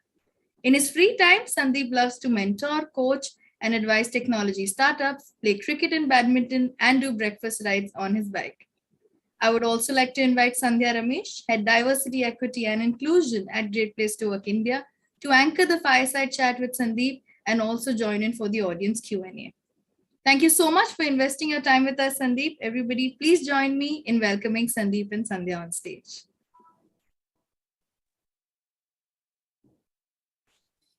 Thank you, Asmita. Hello, Sandeep. Such a pleasure to have you here today to really understand, I think, in Shambhat's words, what it takes to be a Buddha in this city. And, we know that, of course, we've had an association with RealPage for a while. And RealPage as an organization has, always had a focus around employee well-being, right? I think what would be wonderful for us to maybe start off with to understand a little better is how has keeping employee well-being so integral to your overall workplace culture impacted business? And if you had to today just take a reflection lens and look back 3 years ago, what are 2 or 3 things that you're doing significantly differently when we're talking about employee well-being at RealPage? Thanks, Sandhya. Thanks, Asmita, and thanks, Great Place to Work team, for having me over. I just want to start with a disclaimer that I am not one of those finest wellness gurus. As I keep saying, a leader is as good as a team. So the team has been doing a great job. Now, coming to a question, Sandhya. See, I always believe, which is the philosophy for Great Place to Work as well, has been high trust leads to high engagement, and high engagement leads to high performance. But I would like to slightly change that, I feel high trust leads to high engagement, high wellness, that will lead to high performance. And I think if you look at the last 2 years during this pandemic, whilst everybody is speaking about wellness to a large extent after this, but if not for organizations focusing on well-being, whether it is reactive or proactive, we wouldn't have been where we are today. So I personally feel that today it's very, very integral to the existence of an organization, let alone the performance of the organization. Now, to your question on if I were to reflect back on the 3 years journey at RealPage and what has changed. If you look at 3 years back, what was well-being? Well-being was probably our benefits. Probably we would have given them an annual health checkup. Probably we would have given them insurance, and in odd cases have a small little gym inside the office, or probably in some cases a membership to the gym. That was our definition of well-being. But today, if I look at both RealPage and as an industry as well, I think there's a great amount of awareness on well-being. It's more holistic, and I feel today it's not about just giving them an insurance. It's about taking care of the entire family, which means that you have parental insurances, probably a bouquet of benefits, which they can pick and choose instead of the organizations dictating what we would want their benefits to be. Now, whether somebody wants a gym membership or somebody wants an enhanced parental insurance is left to them. But I think what has changed is the employee has the choice, and the organization is in some which ways facilitating all of the benefits program. And if you look at RealPage, our journey has been incredible on wellness, and it was not an afterthought. Right from the first year, when we said, be awesome every day, that was our theme in 2019. And one of the things we did was, thank God it's Thursday. And every Thursday of the month, which meant 4 Thursdays, there was one session which was focused on innovation. The other one was people and leadership. But one of the Thursdays, it was all about wellness. Because I think, firstly, what we need to get everybody associated with is the mindset. And I think Dr. Bhatt spoke about at length on where we are on that quadrant. But I think everybody's awareness to where they are and awareness about wellness was important. So that was our beginning of the journey. And I won't even go down to the path that what we offer to the employees in terms of insurances. But I think what we have taken that journey is like during pandemic, we had something called a C positive, which is SEE positive. And it was not about being reactive. Like if you are COVID positive, am I giving you cloud kitchen options? Am I taking care of COVID insurance? Am I actually getting the vaccination done? It was all about proactive and reactive as well, which meant that we had to give in a lot of information about how do you keep yourself fit? How do you actually get your vitamin levels up? How do you ensure that, what kind of nutrition you should have during the pandemic? So whilst we did all of the reactive things, but the focus was not to get there. Because every organization had 1 or 2 cases where we lost the employees, and we were no exceptions either. And I thought that was devastating. So the focus was more on proactive wellness than being reactive. And that's why we launched this year a program called Jeete Raho. It was basically, if you spell it, you can call it Jeete Raho or Jeete Raho. And that was all about getting your physical and mental well-being up, driven by employees, whilst we had a technology partner, but it was all about getting people to be conscious and working on a continual basis. So for me, in a nutshell, Sandhya, I think we're seeing an evolution in terms of the way well-being was treated as yet another benefit to now being integral to a performance of an organization. And the power or the choice with the employees. And one more thing I will add is tech-enabled world. I think, previously we used to go to the gym. Right now you can probably do a workout in your comforts of your home. So I think a tech-enabled well-being with the choice with the employees, I think, is what has changed. Thank you. Thanks, Sandeep. And, if I just had to very quickly summarize 3 years and now, I think one, just ensuring that the entire basket of benefits is one, a lot more personalized, contextualized, not only to take care of the employee, but the family at large. Two, I think being able to create a conversation around well-being, which is more proactive, starting from the top. And at times, as of course, the circumstances broadly brought about by the pandemic, also having a balance of ensuring that we're there for employees in case they need them, need us more than what we've actually put out from ourselves. I think the third piece you spoke about was how can we actually utilize the benefits that technology and digitization have brought about. Yeah.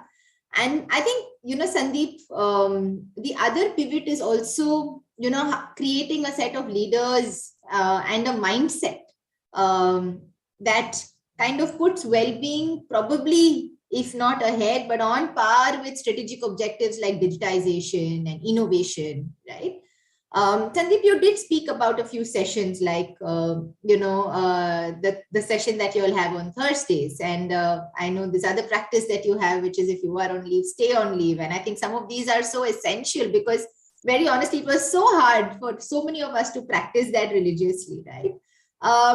But if I just had to ask you, what do you think were maybe the top 2 or 3 strategic programs that you ran that you truly felt enabled leaders and people managers to be able to see employee wellness as critical as the organization sees it to be when we talk about culture? I think the 3 programs which kind of stand out from our perspective was, one of the things which you said, if you're on leave, stay on leave. We pushed quite hard in terms of not just enhancing the number of leaves to incorporate the leaves for COVID as well, but to insist that they utilize it and fully recover. A lot of employees said, I'm feeling just a cold and a cough, I'm okay. And many instances where it just flares up pretty quickly in terms of your situation can deteriorate. So for us, that constant dialogue of leaders with anybody who was positive was extremely crucial. And I think that built the trust on the organization significantly. I remember, whilst, and I was part of Project Ashray in Hyderabad, where we converted a women's hostel into a COVID care center. The way people came together just because of, the organization said we care. I felt was tremendous. It just people, whilst they loved the COVID insurance, the parental insurance, and the enhanced benefits, but I think what connected was the leaders personal conversation and touch with the employees. And we do this session, me and Rekha, who's heads HR for us, called Jump the Queue, where we meet up every individual teams, whether it is 10 or 15, once a year, which means we've touched 1,600 people at least once a year in a 1-hour session. And everybody spoke about how the leadership exhibited their behaviors. That was the first one.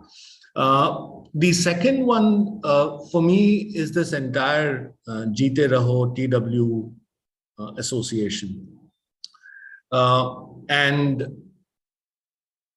we had our own set of challenges in terms of motivating people to come on, because everybody was like, we are already seeing so many screens and now you want us to see one more screen. But I think the thing which stood out for me was when you have situational motivation, when you have role models and examples saying that, look at him, he did it. And I saw some of the leaders like, Sean, who's our real estate and workplace services, the way he went about his fitness journey, or Rohit, who plays for our corporate team, he heads BPO division for us. I think those incredible role models in leaders in the Jeete Raho program was a huge success. And I think the third one is this entire C positive story for us, and with Project Ashray, which was our corporate social responsibility work, I think were the highlights for me in terms of what we were able to accomplish as an organization. Thank you. Thanks, Sandeep. And, I think very relatable, some of those examples. It truly helps to have role models just in the context of the workplace, because, you're able to relate to what they've sacrificed, how they build discipline, because it's one thing about the ecosystem investing in it. I think having role models also kind of builds a little more self-accountability.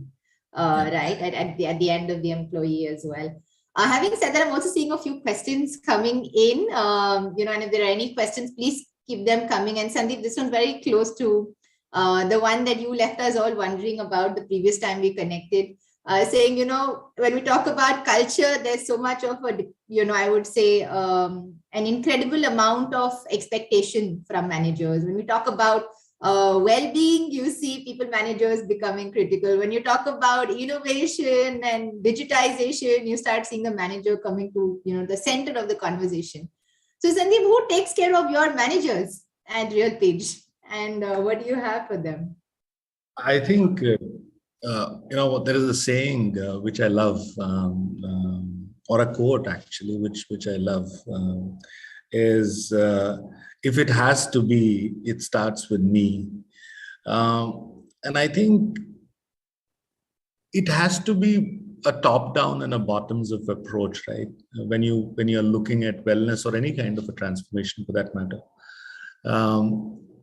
And for us, it starts with me and and my leaders.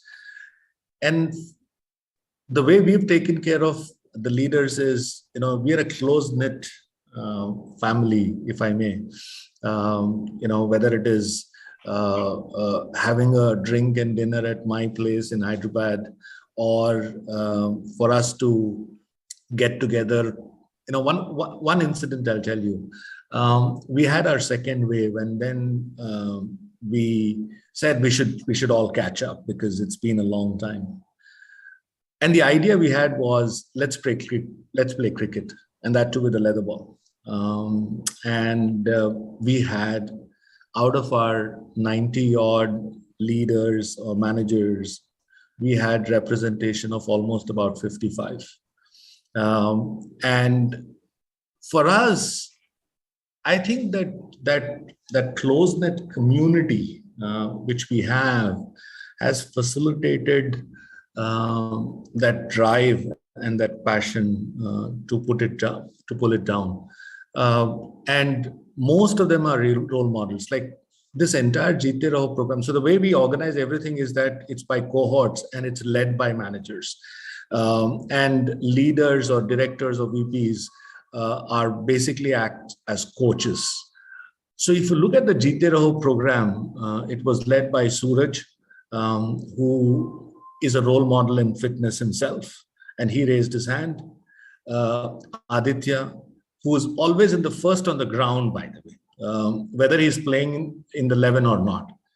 Rohit, who I spoke about, he heads up BPO, and actually he plays cricket every weekend for our corporate team. And finally, Rakhi, who's not working with us anymore, but she was on maternity leave. And by the way, 7th month pregnant, she was hosting Game On the cricket field. So I feel, when you have passionate people, what you just need is a little bit of a nudge. And that's how I think we've kind of managed it, by just keeping it so close. Thank you. Thanks, Sandeep. Some, I think, wonderful examples of also, I think, how you've been able to get the team to kind of emulate and drive the importance of well-being. I think while we've had a lot of conversation around the organization, and Sandeep Sharma, I would say the MD, CEO of RealPage, we'd like to conclude this session with a very quick rapid fire. And we'd like to know some of, I would say, your own wellness go-to spaces. So, Sandeep, really quick responses to some of these questions. So we'll start off with the first one. What is the self-talk you indulge in when you feel like sleeping in and skipping a day of workout? That's a tough one. For me, I think, to be honest, my wife keeps me honest to the job. She is behind me in terms of, for me, she's a little bit of an inspiration as well, because she's had this condition with rheumatoid arthritis since a long time. And if she doesn't do yoga, probably, she will be bedridden for life. And she's so active. And I think if I don't get up, she'll probably kick me and say that. So I think my secret sauce is my wife. Thank you. Your go-to space when you experience stress? I think my two furry children, my 9-year-old golden retriever Gabbar, and a new one we adopted very recently. He's an Indie called Banna. Banna means king in Rajasthani. I think for me, they are the biggest stress busters. Just being with them for a little bit just releases me. But the other thing which I also do is, you should have something as a hobby or a go-to thing. Like I love Hindi poetry, right? And this is something which I discovered during COVID. Or my breakfast rides, and my handle is called Hawa Se Baatein. So it's those things which keeps me kind of de-stressed. Lovely. A habit you found most difficult to break or build? I think this entire, so you're seeing, and this is going to be a long answer, apologies. What you're seeing is a Sandeep 4.0 in some sense. That first 1.0 is your youth and college life and sports and whatever not.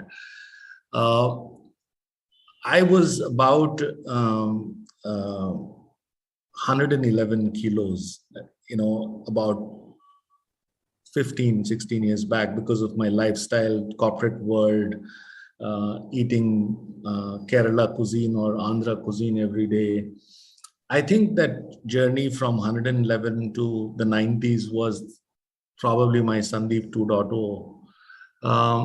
And then rediscovering yourself when you're, at midlife, where you can't, what got you here will not get you there, right? So you'll have to probably look at, and now, one of my nephew just gave me a simple tip saying that, Sandeep, just do Chachu, he calls me, Chachu, just do 10,000 to 12,000 steps. And 4th of Jan, I started my journey, which is my Ford Auto journey, where I just do 10 to 12,000 steps, eat what I, watch what I eat. And I think that's been, for me, been the most difficult for a commitment perspective. But now I think I've got the method to the madness. Yeah, and I think also because Sandeep, in a way, it's just become a way of life. Yeah, thanks for sharing that. And Sandeep, last question on the rapid fire for you.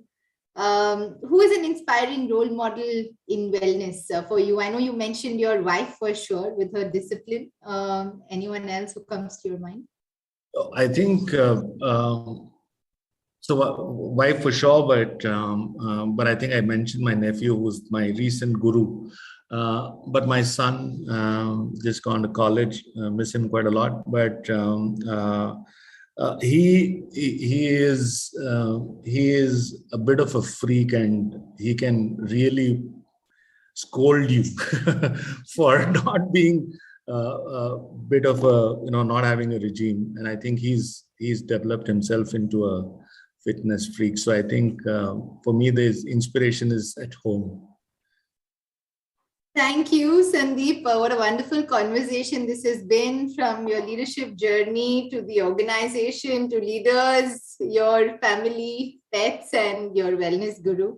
Thank you so much. It was a real pleasure speaking with you, Sandeep. Thanks for making time today. Thank you so much, Sandhya, and thank you, the entire team. It's been an awesome association for us with Great Place to Work, and I look forward to continuing on this journey. Thank you. Thank you for your time, Sandeep. It is so inspiring to hear all the well-being best practices that are implemented in RealPage.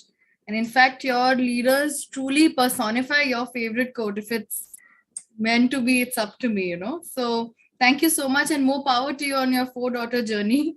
And thank you, Sandhya, for anchoring the entire session. We believe that all our best workplaces went that extra mile to take care of their employees and their families during the pandemic. We express our gratitude and admiration for all the leaders who supported their employees and contributed to the larger community. In a special recognition, we are honoring the top 10 organizations that went above and beyond to support employees and their families during the COVID crisis. The employees in their organization validated the experience in their feedback that they shared with us on how they and their families felt supported by the organization.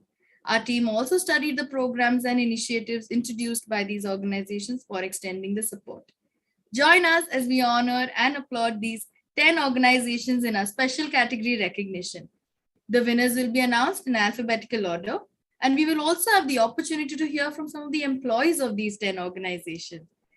Before we move to the awards, we have a short message from Satish Kannan, co-founder and CEO at MediBuddy. MediBuddy, we've always prioritized employee well-being. They're the most integral part of who we are as a company. It is our aim to emphasize workplace wellness within an organization, and it becoming a global priority, especially given the current scenario. Hi, everyone. I am Satish Kannan, co-founder and CEO of MediBuddy. I'm very proud to share that today marks the second year of MediBuddy's association with Great Places to Work, and we're launching the only public study in the space of workplace wellness. This study helps us understand the fundamentals that create a great workplace culture, which in turn fosters employee health and well-being. The outbreak of COVID-19 pandemic has severely impacted everyone's life, including that of employees. Work from home regimes and lockdowns have forced employees to lead a sedentary lifestyle.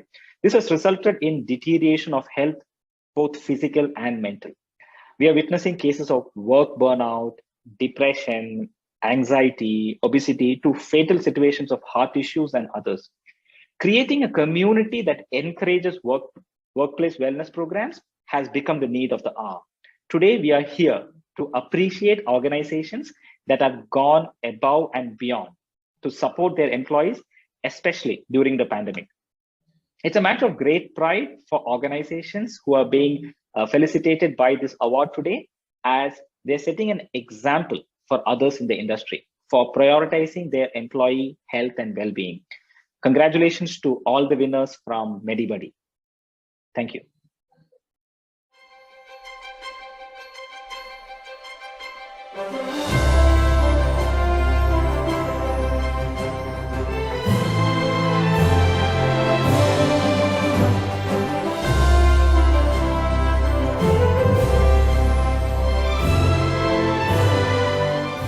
Our first winner is 3M India Limited.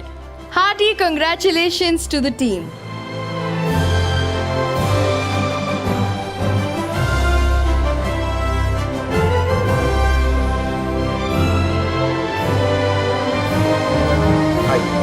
I would like to say a big thank you to the Health and Wellness Awareness team at 3M. They have done a wonderful job over the last more than 2 years in keeping all the employees healthy and safe. Their activities and initiatives around COVID has really made a lot of difference to everybody's life during the need of time. I cannot tell you that how eagerly I wait for Healthier You notifications every week. There are many sessions which happens around yoga, heart awareness, eyes, be it a photography session, how you can click a better photograph so that you can feel happy. This is a total 360-degree coverage around health and wellness which has been set up by this team. And I really would like to wish all the very best to this team. Kudos. Good to you all. My name is Shashidhar. I am working for 3M India AC plant. So one thing I wanted to share, that second wave of COVID, so entire my family was struck with the COVID situation. Late evening, my wife got difficult to breathe. So suddenly I am not able to do anything in my situation. So luckily my colleague is my neighbor. Myself and my colleague is coordinate with our 3M EHS team. So within 10-15 minutes, I got an oxygen cylinder, driver, ambulance, everything. So after around midnight, I got a bed. So I want to thankful to 3M India and EHS team. Thank you.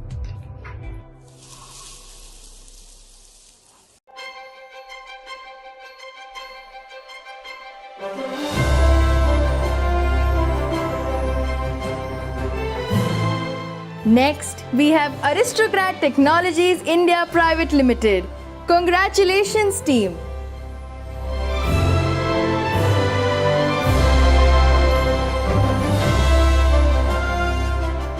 So the third wave caught my family and me, and while we were trying to recover from COVID, my company ensured that all the needed support was given in terms of test kits, online doctor's appointment, and it was really phenomenal to see them act so swiftly the moment they got to know that we were coming down with the symptoms.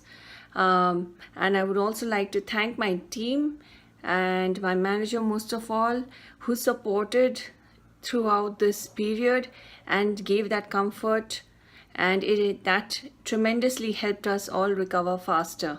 Thank you.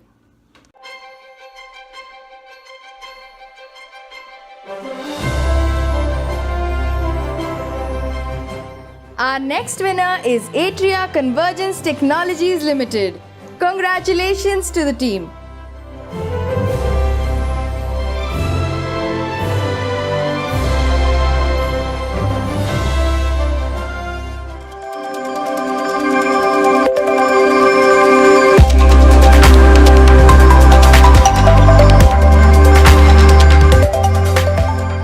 दस तारीख को मुझे सांस लेने में problem हुई, मुझे hospital ले जाया गया। हॉस्पिटल में मेरा कोरोना टेस्ट हुआ, उसके बाद मेरा एक्सरे किया गया। एक्सरे में डबल निमोनिया आया और कोरोना पॉजिटिव आया मेरा। उसके बाद मुझे ऑक्सीजन पे रखा गया। ऑक्सीजन से मुझे सांस नहीं आ रही थी। वेंटिलेटर के लिए वहाँ पर गर्ग हॉस्पिटल में वेंटिलेटर अवेलेबल नहीं था उस टाइम पर, तो मुझे लीक रिस्ट शिफ्ट किया गया। लीक रिस्ट में वेंटिलेटर पर रखा गया मुझे। उसके बाद मेरा इन्फेक्शन बहुत ज़्यादा बढ़ गया, तो मुझे नेशनल हार्ट इंस्टीट्यूट भेजा गया। वहाँ पे एक्मो की ज़रूरत हुई, मुझे एक्मो पे रखा गया। 1% चांस था बचने का। एक्मो को खोलने के लिए ही 5 लाख की ज़रूरत होती है शुरुआत में, तो एसीटी ने मुझे 5 लाख रुपए दिए उस टाइम पर। फिर उसके बाद मेरी बहुत हेल्प की, बाद में 2 लाख 4 लाख, तो ऐसे ऐसे करते करते मेरे को 22 लाख मेरी वाइफ के अकाउंट में डाले गए एसीटी की तरफ से। मैं बहुत आभारी हूँ उनका। चलिए आज मैं अपनी फैमिली के साथ हूँ तो सिर्फ एसीटी की वजह से।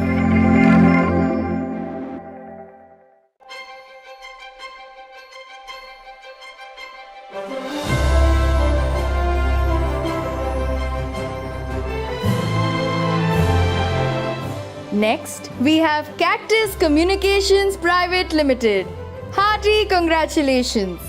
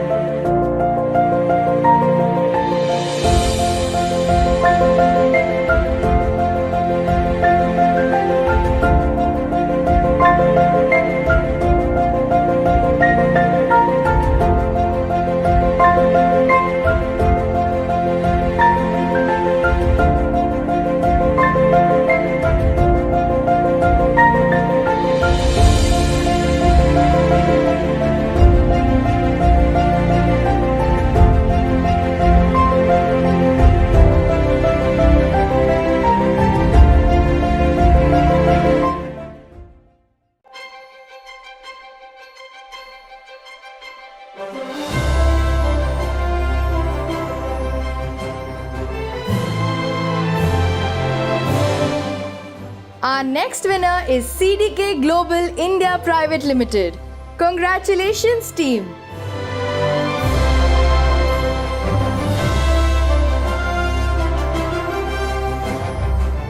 Hi.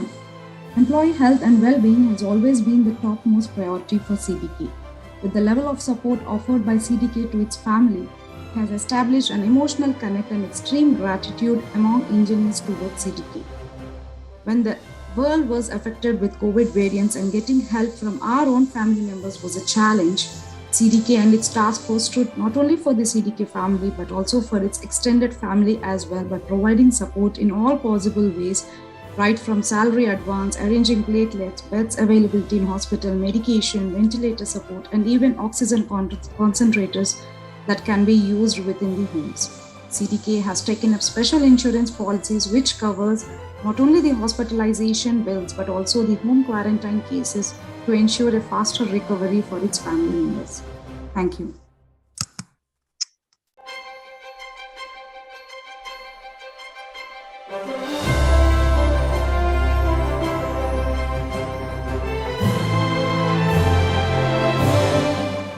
Next, we have Ford Motor Private Limited. Hearty congratulations to the entire team.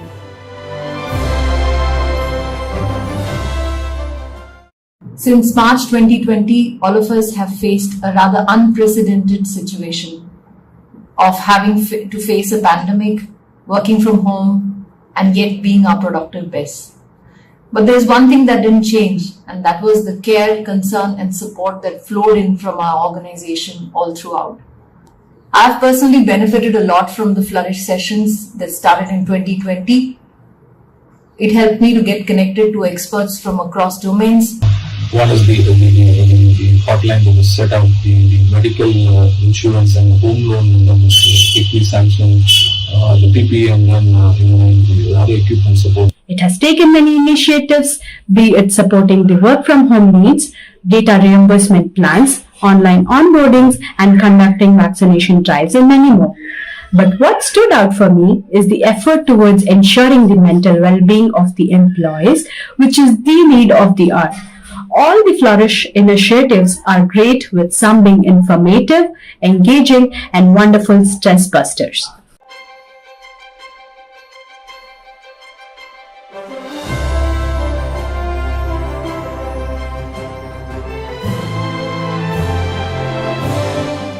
Our next winner is Happiest Minds Technologies Limited. Congratulations to the entire team.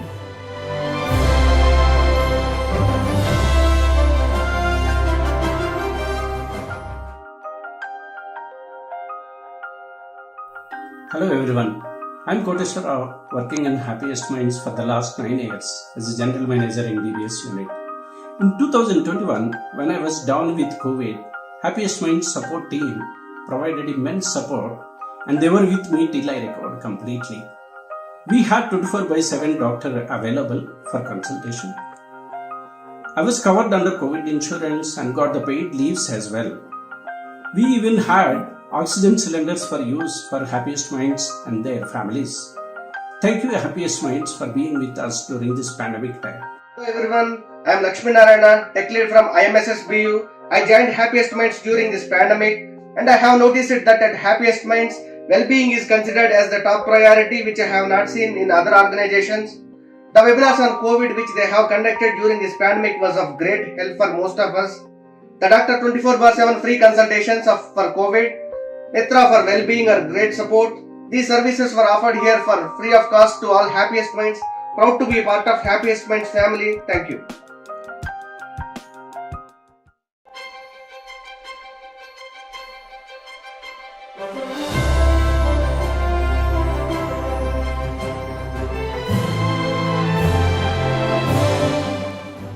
Next, we have HDFC Ergo General Insurance Company Limited.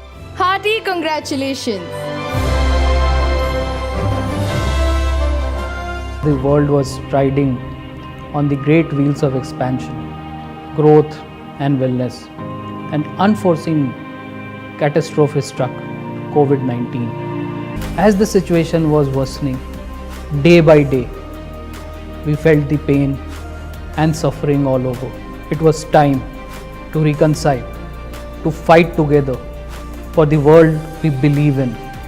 As any good leader would, HDFC Ergo came forth and reinstated with a headstrong strategy and conviction, singularly focused on keeping the employees as well as their families safe. COVID Warriors Committee, consisting of employees across the organization, headed by top management, were formed which took stock of each case every day. Teams of NSP, admin and HR were formed in every city to assist and support 24/7.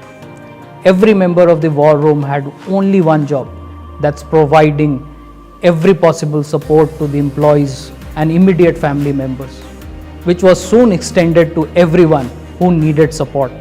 Doctors from health claims team worked non-stop to provide medical assistance and guidance. In these trying times, we saw a beautiful bonding blooming among our employees as everyone supported each other.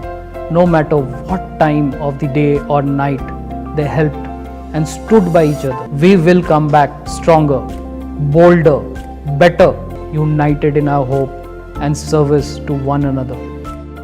To the people who inspire us with new strength and an unwavering faith, thank you for holding on to us.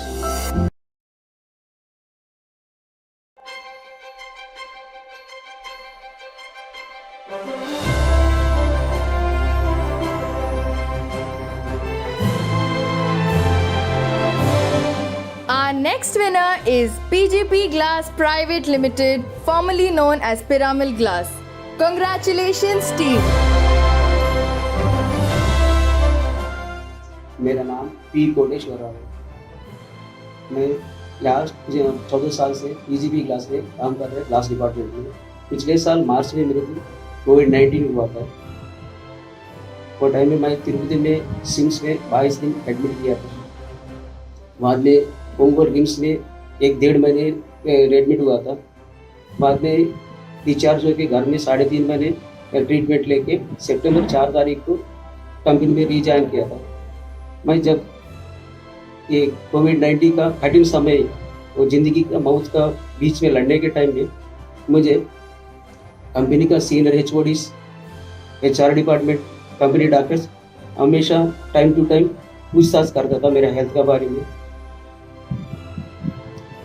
और time to time मेरा salary भी company दे दिया था वो time में। सबको मैं thanks बोलना चाहता हूँ।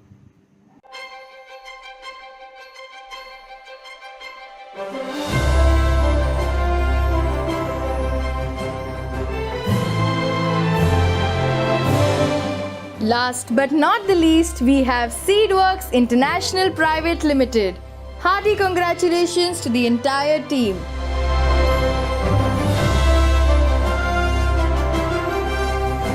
Seedworks has adopted various measures to ensure the good health and well-being of not just the employees but our family as well. During pandemic, Seedwork has done lot of support in terms of financial, emotional, and hospitalization to take care of employee well-being.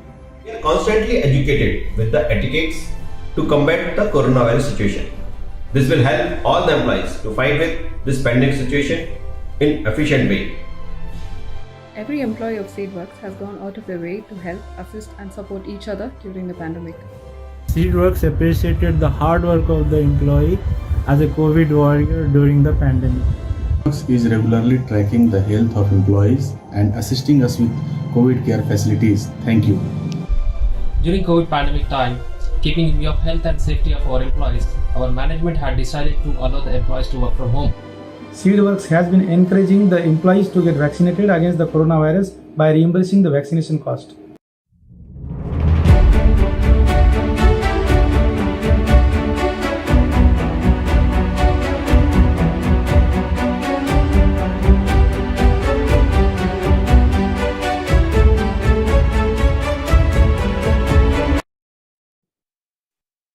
A hearty congratulations to all our winners and their teams. We are so inspired by your commitment towards taking care of your employees and their families so your employees can bring their whole self to work. Congratulations once again from the entire Great Place to Work India team. Up next is a discussion on a topic that is crucial for workplaces of the future. I would like to invite Shefali Mohapatra, Chief People Officer at HR Convergence Technologies Limited, and Yashmi Pujara, CHRO at Cactus Communication, to join us to talk about the future outlook of workplace wellness. They will also touch upon some key elements of designing an effective wellness program and share learnings from what has worked well in their organization.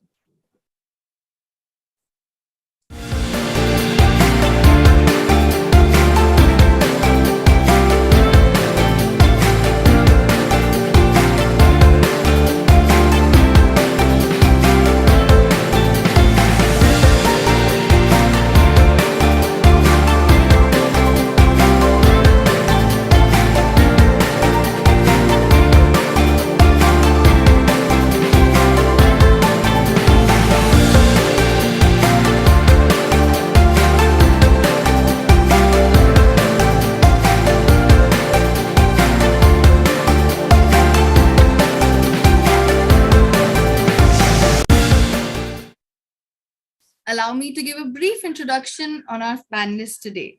Yashmi Pujara entered the field of HR after spending a decade in marketing.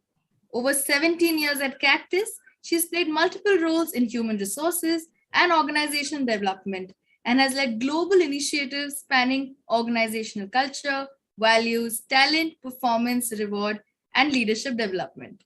She's been instrumental in implementing unique people practices and shaping culture at Cactus.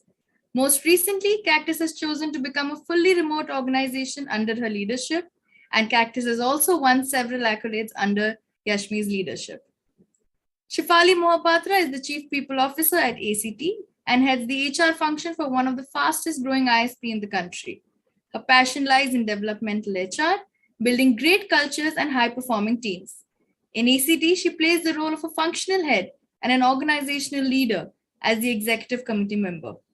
She has played a critical role in the business evolution process and has established an effective and sustainable people function. She is currently pursuing an executive master's in change from INSEAD.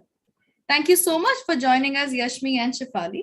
I would also like to invite Preeti Malhotra from the Great Place to Work India team to anchor this conversation and the audience Q&A that will follow. Everyone, please join me in welcoming Yashmi, Shefali, and Preeti on stage. Thank you, Asmita, and thank you so much, Shefali and Rashmi. It's such a pleasure to have both of you, and really looking forward to learn from your experiences. So I'll dive straight in. The reason to call both of you was that we knew that wellness or the focus on well-being in your respective organizations did not start with the pandemic, right? I think how of it changed for all of us. So what I would really like to understand is that while from a foundational perspective, you always believed in well-being, but when we look at it more from a future perspective, and I think the pandemic has given us a great opportunity, right, to not be reactive about it and say that, hey, as the crisis gets over and hopefully soon, how can we make this an integral part of our workplace culture? So from both your experiences, and maybe let me start with you, Yashmi, how do you look at the various elements of well-being at Cactus? Yeah. Can you guys hear me? Yes, yes. Okay. So I think, Preeti, if I were to think about what we do at Cactus, I think there are three. Our approach to wellness is three-pronged. So one is, the whole emphasis on holistic wellness. So not just kind of looking at physical health or mental health, but also looking at things like emotional health. I think emotions play a big role in how effective we are at work and in life. And I think there are a lot of orientations, conversations around emotions at Cactus. Also the spiritual health. I think there's a lot of conversation around meaning at work, finding purpose at work. And again, I think there's a lot of emphasis that we believe we need to really put on the spiritual health. So I think that's the holistic approach to wellness and not just kind of overemphasizing on one aspect of wellness. Second is basically giving choice to people. Because if you look at, any organization, there are different segments in any organization. And if you look at the needs of each segment, I think the needs of each segment are different. If I were to just kind of go a little specific, a young parent's needs would be very different from someone who's probably has the responsibility of aged parents, or someone who's living alone away from their family. I think their needs are very different from someone who kind of, collaborates with people across multiple time zones. And how does your program take care of needs of different segments of your employees? And the third is, if you look at, a lot of wellness issues or challenges, they are closer to work. People are really complaining about long hours of work, not being able to have boundaries between work and home, which has been further underlined by pandemic. And a lot of things, unfortunately, that we do in HR are outside in. And what we really need is more inside out approach, which is really solve the problems that people are facing day in and day out. And that means that, not just HR has to be thinking about wellness, but even your leaders and managers have to be thinking about wellness and solving the core problem, the real problems that people are facing, instead of just kind of giving them a benefit or expecting them to sign up for a program. Thank you so much, Yashmi, and so sort of resonate with the thoughts that you had. One is to really acknowledge that a lot of what people are experiencing is closer to work, and not expecting that it'll just go away on its own. Leaders, managers to be conscious, and also it becomes very individualized and personalized, right? And it cannot be one size fits all. And interesting to know the whole holistic approach to wellness. Shafali, coming to you, I also know that for your workforce, it was a mix, right? And a very large number also being on the field in frontline. So I think managing that, and also I think in one of our earlier conversations, you were sharing that if we looked at the emotional, mental part, which Yashmi talked about, and I think that was quite a bit in terms of what people experienced on the ground, because you were on one side trying to tell them that, hey, we have your back, but you were also expecting them to serve the customer, right? So with that and the change that we look at from a future perspective, what are some of the elements that you look at, Shafali? First of all, thanks, Preeti, and thanks, Yashmi. So I'm quite thrilled that we are discussing about health and wellness a lot more these days, and the fact that it is becoming such a strong corporate agenda. In my opinion, I think wellness always had a place in the highly engaged workplaces, but maybe we didn't recognize it as such. And I say that because how we perform at the workplace is highly linked to how we feel For instance, are we feeling inspired? Are we feeling energetic? Are we joyful, sad, tired? I think this is a very important point, and because we just don't bring one part of us to a workplace. We actually bring our entire self. And when I say that, what I mean is we bring our state of mind to work, and our state of mind is determined by so many things that are happening in our lives. As Yashmi was talking about, life stage events that we go through, our health and fitness levels, the stresses we go through. These days, in fact, we are quite impacted by what's happening in the world where we are not even directly connected, right? So I think as an organization, if you don't focus on individuals holistically, we are really approaching engagement in a very piecemeal way. And I feel, the attention that we had on health and wellness in general was a fringe agenda earlier, but when something like a pandemic came and jolted us out of our life that we used to think was normal, health and wellness fortunately found its place. And I think it's a wonderful development because it's a belief system that in ACT we had always had. It's just that it's a lot more in focus right now. So in our organization, we had focused on wellness, as you rightly said in the beginning, since a long time back. We had lot of focus for our field employees as well as for our employees who work out of offices. We had doctors in panel. We used to have this practice of health checkups, gyms at workplace, nutrition talks. We also had tie-ups with counseling firm way before the pandemic. These are things that we focused on because of the care that we always had for our people, and because we felt it was the right thing to do. However, post-pandemic, we realized that it was indeed a big factor in people's lives, and we have amped up our focus on these areas. And we feel very happy that our belief system is also getting validated by research. The entire pandemic was obviously quite a testimony because it was one of the worst crises that anybody across the globe had gone through. And I think the pandemic was actually a true testimony of how well our wellness focus played out, because it was so easy for us to it was not something new that we were doing. It was something that was already there, and we just highlighted on it, and suddenly it became such a big focus. So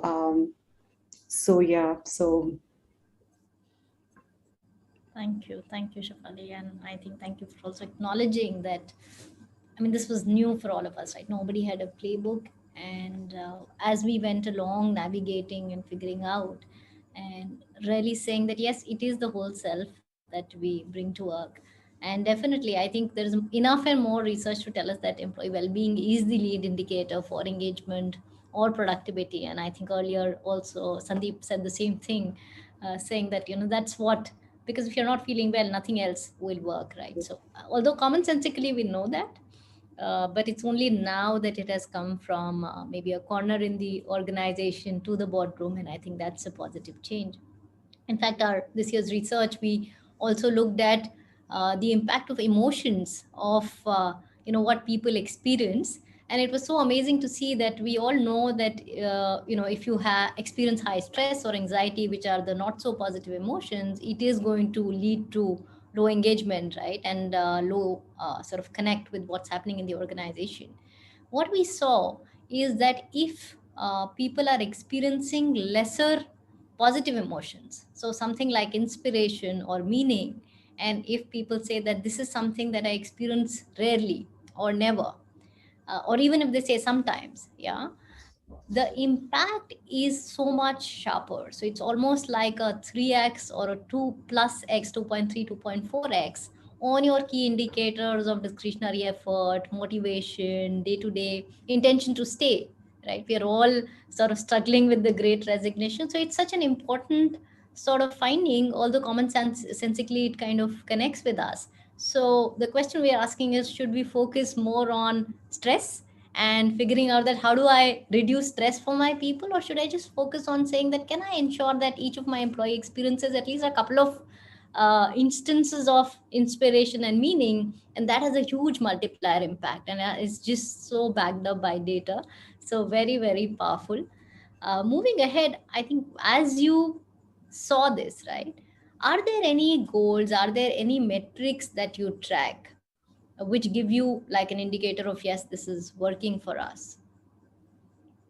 And also we know that usage has been a challenge, so what has sort of worked for you to manage any of these challenges?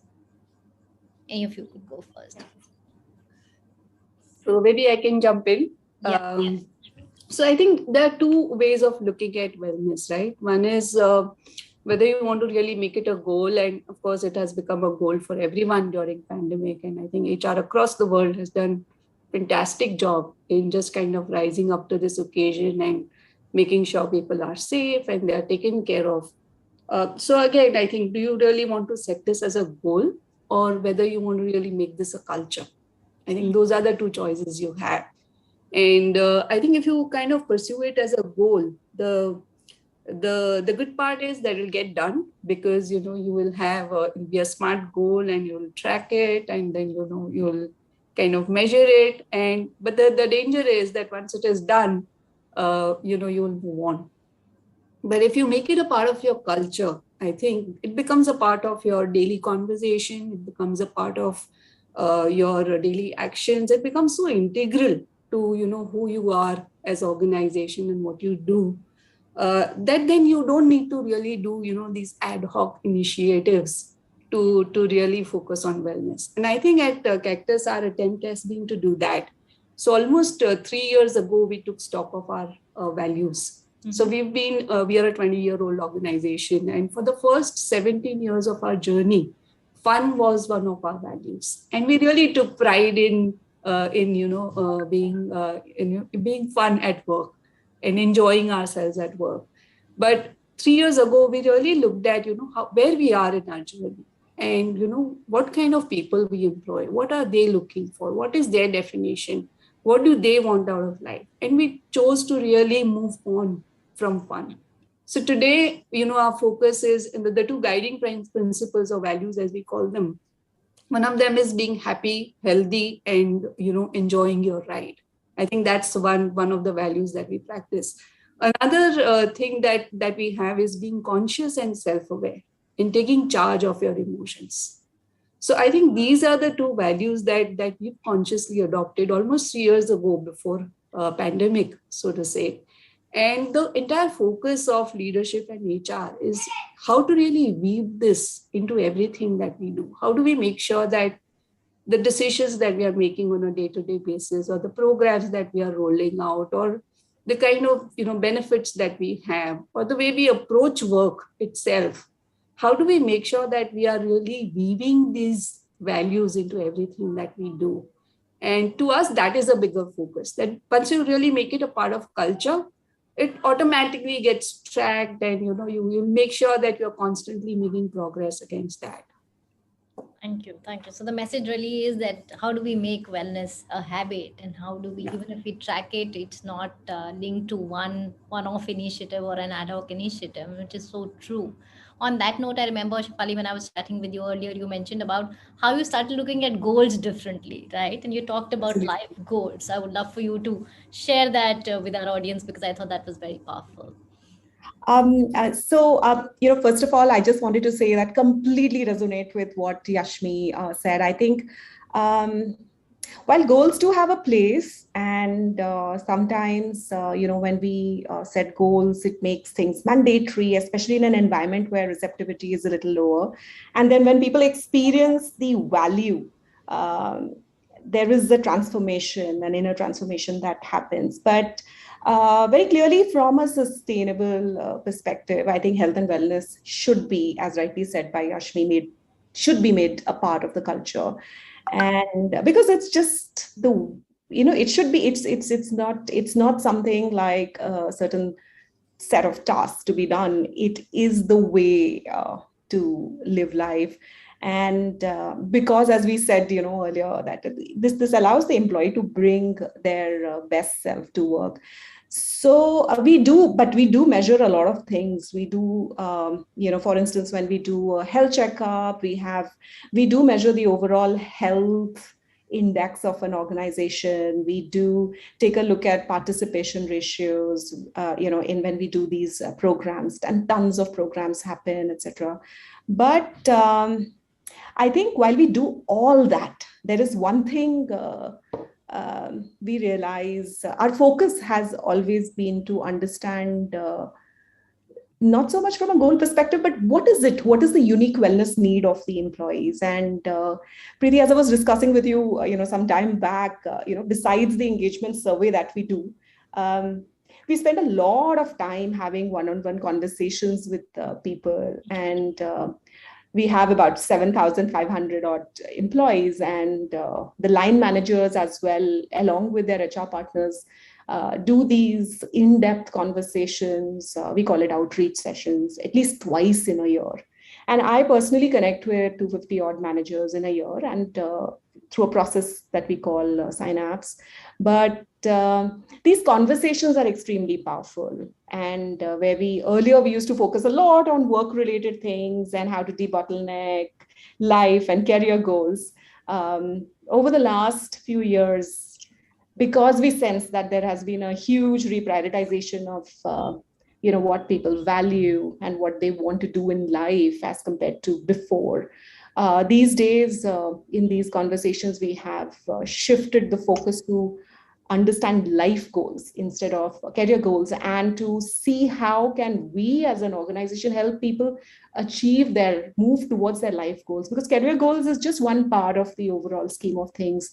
I think this has really changed the entire focus of various things that we do. So we focus on getting to know their families a bit more, their health, their financial needs. We try to figure out if they are stressed, and if they are stressed, there are so many different kinds of stress. We try to figure out what is going on, and basis what we learn from them, we come up with various wellness initiatives. It's an iterative process. We learn a lot from our employees, and just to give you some examples, in some of these conversations, we realized that during the pandemic, when we shifted to work from home, based on these conversations, we realized that some employees were complaining about backaches, and on a little bit of probing, we realized that they did not have appropriate infrastructure. It propelled us to take a look at this need for all the employees, and within weeks, we either we provided them ergonomic chairs and tables from the office, or we give them allowance to purchase. Another example that comes to my mind is when our employees told us that they have young kids at home and they don't know what to do because the summer classes are cancelled, and it's occupying a lot of there's a lot of, obviously, kids being kids, there's a lot of energy. So we quickly grasped that through these conversations, and we organized online sessions for the kids, and summer classes for the kids, and also various sessions for the entire family to keep them engaged during these, during the periods of lockdown. So so it's we never adopted a very goal specific approach here, to be very honest, but we just focused on ensuring that our employees, our people, are at their best intellectually, psychologically, physically, spiritually. I mean, we did a lot to try and understand where is it that we need to put an effort, and we did that. And so that was more our goal than having specific wellness and health-related goals. Thank you. Thank you for sharing that. So I think one big change which happened was that for all of us, the unit changed from the employee to the family, right? Absolutely. And really constantly listening to them and then saying that, okay, because when you look at life goals, and it could be different for so many different people looking at context, like what I think Yashmi also started with, that my context could be completely different from yours. But I think the message in those one-on-one conversations was also that, yes, we care and we are with you in this. And while even if there was a program which probably was working for you, but you kept on constantly listening because that may change, because it's been 2+ years, right? And initially we were also happy about working from home, and now all of us want to just get out and get back, right? So that's maybe the smallest thing, but I think keeping that focus very, very high really helps and sends the right message. Thank you so much. Yashmi, I'll move back to you. I also know, I think we're kind of towards a little bit towards the end of time, but if there are any questions, please keep them, you can put it in chat and we'll pick that up. My last sort of question to both of you is that we heard so much about how you adopted things, looked at it differently, send the right messages to your employees, and of course in the process also, I think, brought in your managers and leaders on how to do this. But for you personally, right, I think with the stress went up hugely for HR leaders, and actually all leaders, not just HR leaders, because we all always felt that, hey, we are responsible to do this, right? So how did you manage your personal wellness? I would love to know from each of you that what was your wellness mantra, and is there any suggestion you have for the other leaders out there who are balancing that stress for themselves and their teams and families? I think I had to kind of think about 2 or 3 quick points. I think one was communication. I think a lot of communication between the team, within the team. So we had created a task force, and I think we really spent a lot of time thinking about, how do we communicate between us and reach faster decisions, but even communicate with the larger organization, because a lot of anxiety during those first few months was really stemming from the fact that I don't know what is going to happen. Right. So I think the whole communication, assuring people that, okay, whatever we know, based on what we know, what is being done, I think communication was a big area of work. And I think we emphasized a lot on communication, making sure everyone knew what was happening in the organization, what were some of the challenges we are facing, and how are we solving. And I think that just kind of gives you some kind of relief that you know what is happening, and you feel a little more reassured. So communication was a big part. Personally, for me, I think I used flexibility to my advantage. The whole fluidity of really reimagining the way you work. So the whole 9 to 5 approach obviously would not work in a pandemic kind of an environment. And our entire team, I think, was working in a very fluid way, making sure that we were kind of stepping in, stepping out as needed, instead of sticking to a whole 9 to 5 kind of a routine, and making sure even things at home were taken care of, and things at work were also taken care of.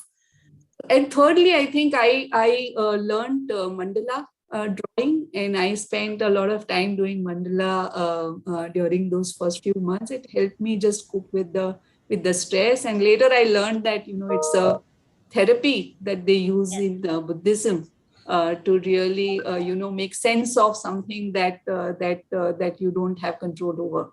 So personally, for me, that really helped me during those first few months. Thanks, Yashmi, for sharing. And I can never, have the patience to do something like mandala, because it really needs you to focus and kind of do that in a structure. But it is a very well-known therapy. So great that you could adopt to that. Shefali, what worked for you? And I know you love traveling. So, and when we were locked down, so how did you sort of take I think not being able to travel certainly added on to my stress during the last few years. But this is stress and burnout has been very challenging, because there was just so much happening over the last couple of years. And I think one of the changes that happened, let me actually answer this question of yours from an organizational context and from a personal context. I think, first of all, we started really started taking fatigue and burnout very, very seriously. And truly resonated with what Dr. Shambhat mentioned in his session, that fatigue, burnout, these are all manifestation of stress. And when we are stressed, we tend to regress into a lot of strange behaviors.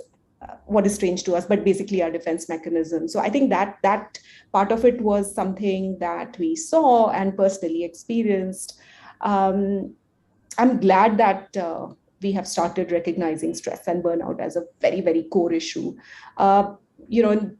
The hybrid environment, while it brings a lot of flexibility, it also sometimes tends to compromise boundaries. And because you don't know, you're not really packing your bags and going back home.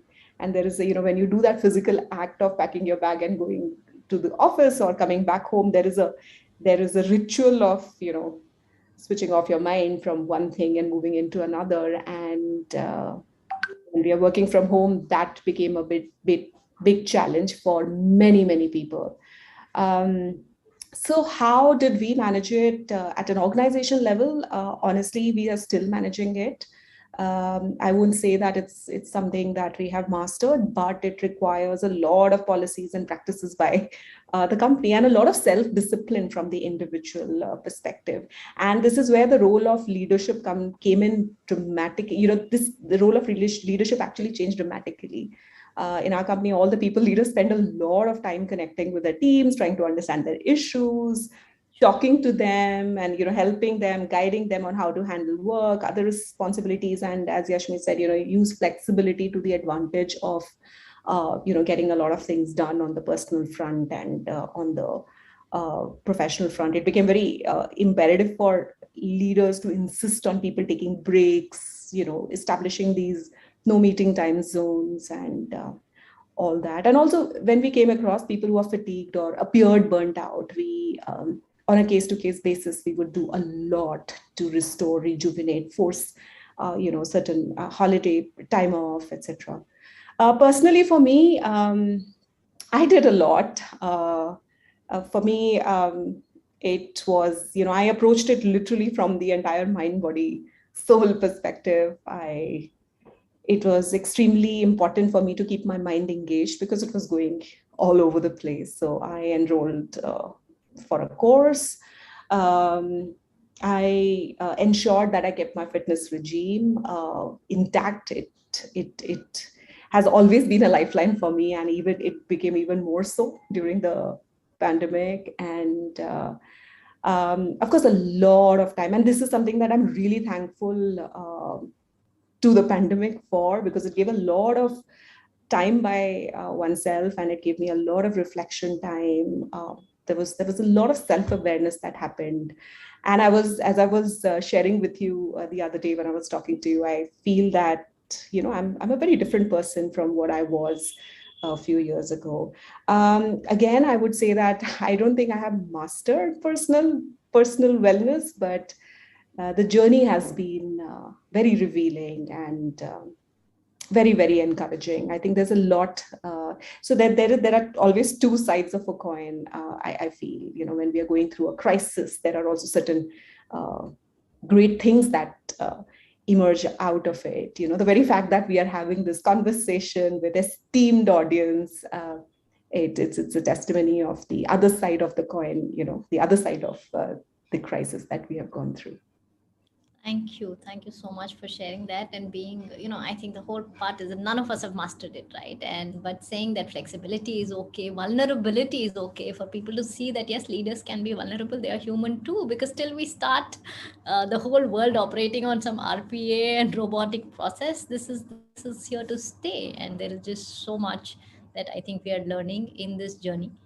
And thank you. I know that this conversation can sort of go on, but we are sort of holding the grand finale and the award ceremony. So I will kind of want to end, but really, really thankful to both of you to come and share your experiences so candidly.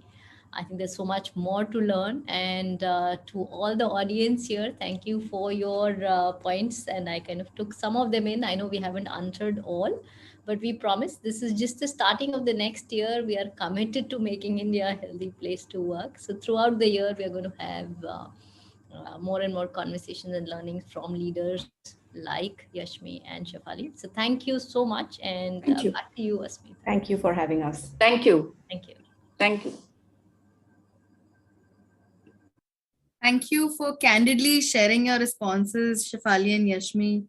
With the whole hybrid model and enhanced flexibility here to stay, it is Really amazing to see the steps your organizations are taking towards ensuring employee well-being even beyond the crisis. So thank you so much for joining us today. And thank you, Preeti, for anchoring the Q&A. All right, everybody, the time has finally arrived. Ladies and gentlemen, we hope you're excited. In the next 2 minutes, we will be honoring India's 15 best workplaces in health and wellness 2021. So stay tuned.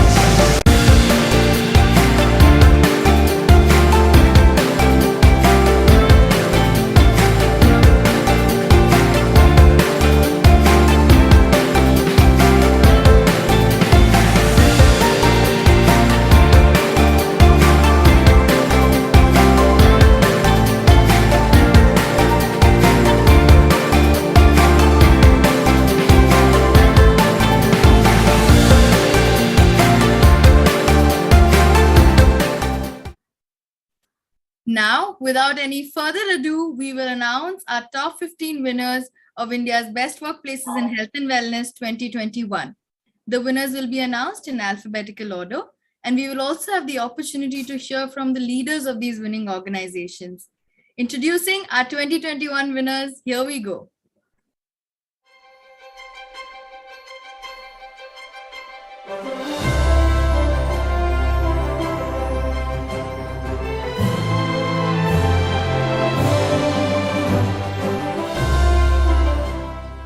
First up, we have Aristocrat Technologies India Private Limited. Congratulations! They have a 12-week program called Restore Resilience for employees to create healthier habits that enhance overall wellness. Thank you, Ashmita, and a great place to work institute for this recognition. I'm honored and humbled to receive this award on behalf of the entire team at Aristocrat, especially during these tough times. I'd like to dedicate this award to a very special group of people, the India leadership team, which includes me. We are the most geriatric in a fairly young company. And not only have we evangelized and propagated the wonderful programs and the holistic programs that our people and culture team has put together, but we have led by personal example. A lot of us have emerged from this pandemic during this time in the best shapes of our life. Somebody has lost 15 kilos, somebody has lost 20 kilos. And this difference between Kathni and Karni has been our secret sauce. So keep it up, guys. This award is a tribute to you. Thank you.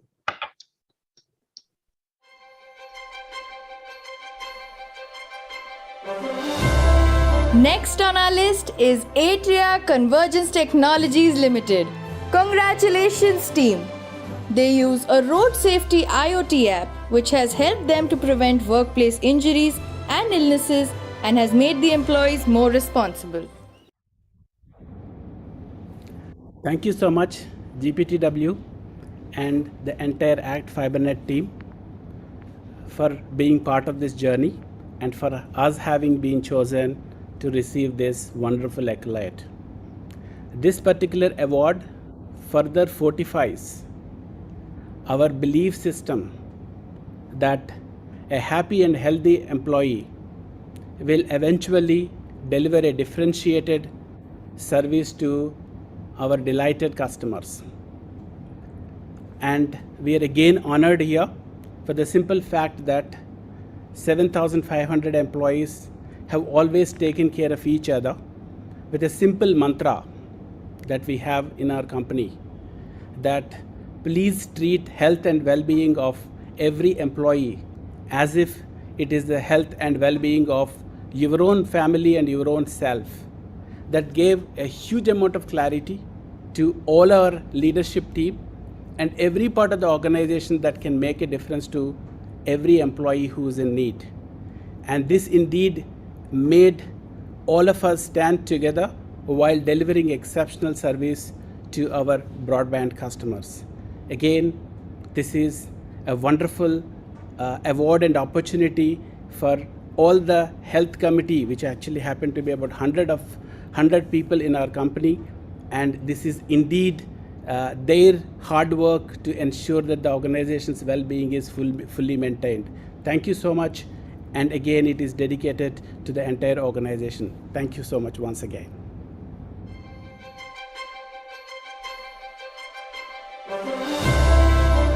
Next, we have Cactus Communications Private Limited. Congratulations to the team. They have trained their leadership on being more conscious and observant of their actions and the impact it has on the employees. Thank you, Great Place to Work, for this wonderful recognition. I'd like to dedicate this to all Cactusans, as Cactus employees are called, for their hard work and their care they showed to each other during the last 2 years. Like all companies, I'm sure, have experienced, we went through similar cycles of emotions. Right at the beginning of the pandemic, we put health and well-being of our employees as the number one priority, and we were extremely transparent about our communication. So I think that some of the initiatives that were done were received well by Cactusans, and we found Cactusans from around the world participating in various kinds of meditation programs that helped each one of us during these difficult times. So I believe that we've emerged stronger as an organization and more connected as an organization through this. So thank you once again. Great Place to Work.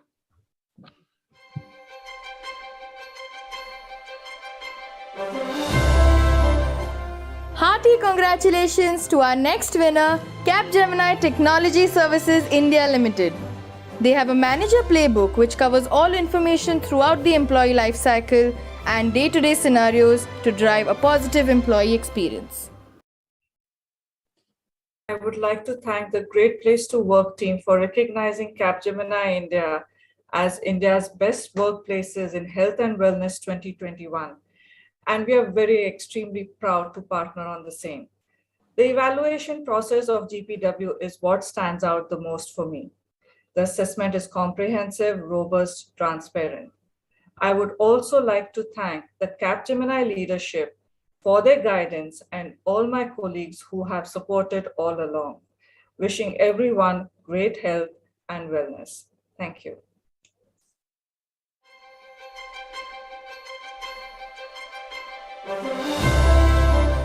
Our next winner is CDK Global India Private Limited. Congratulations! They have a CDK Safe Wellness app designed as a self-assessment tool for the employees and also acts as a well-being tracker.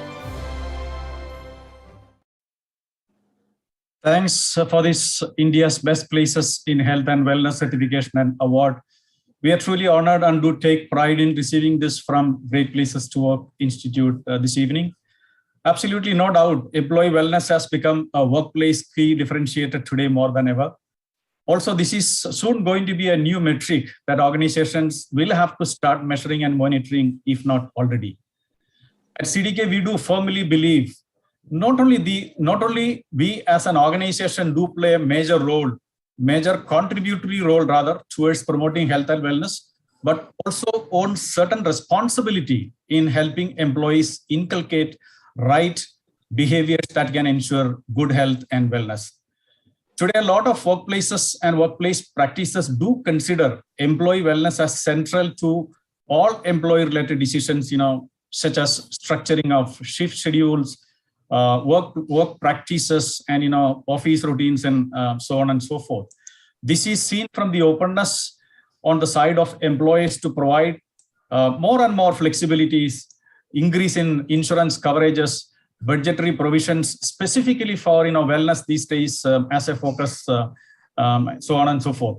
At CDK, a certified Great Places to Work, we have gone far and beyond all of this to a complete health and wellness solution that are customized to suit to employees' unique needs from time to time. We had brought in focus on employee well-being as a critical component of our culture quite early on, and ushered in a series of initiatives around wellness itself that probably put us in a position of advantage and to a great extent to get to this prestigious rankers list this evening. Our employees across the board have acknowledged that some of these things that we have already put in place have created a lot of excitement, enhanced their experience as a true great place to work, resulting in improved engagement index and so on. Thank you once again, Great Places to Work Institute, for this recognition and this award today. I dedicate this award to all our employees at CDK Global India. Thank you.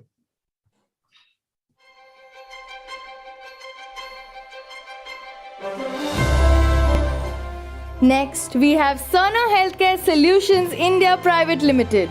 Congratulations! Their app Bravo is a wellness tool which recognizes employee efforts and rewards them to boost their motivation and morale. Hello everyone, my name is Vasavi and I'm super honored to be accepting this recognition on behalf of Sana Healthcare. So Sana is actually out and out a tech firm that designs platforms and products for healthcare providers so that physicians and the entire clinician community can serve patients better. However, while still being a quintessentially technology company, for over 40 years, we've had laser-sharp focus on a singular goal, and that is to improve health and wellness, not just for our clients or our associates, but communities and societies at large. So therefore, health and wellness in Cerner is, how do I say this? It's not a priority or an initiative. It's our identity. And it's just not what we do, but the reason for our existence. Our associates wake up every day thinking about how to use technology to improve people's lives. And this award is dedicated to them. On behalf of Cerner India, I'd like to thank Great Place to Work once again for this honor. It was a terrific experience for us participating in this effort. Thank you very much.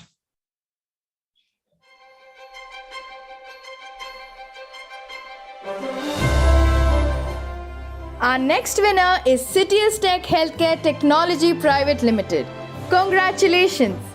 They have a radio channel where employees can hear latest updates about the organization and showcase their skills.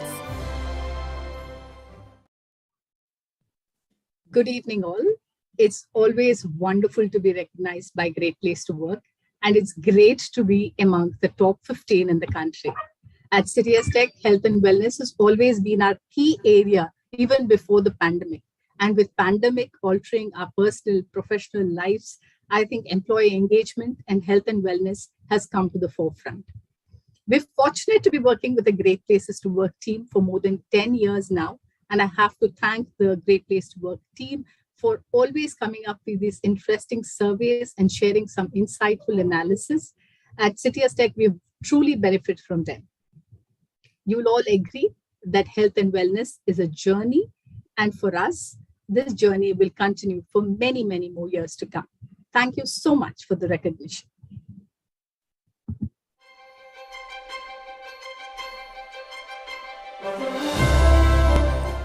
Our next winner is Ford Motor Private Limited. Congratulations team! The Ford team has an initiative named Flourish with Ford for developing an ecosystem that promotes overall wellness for their employees.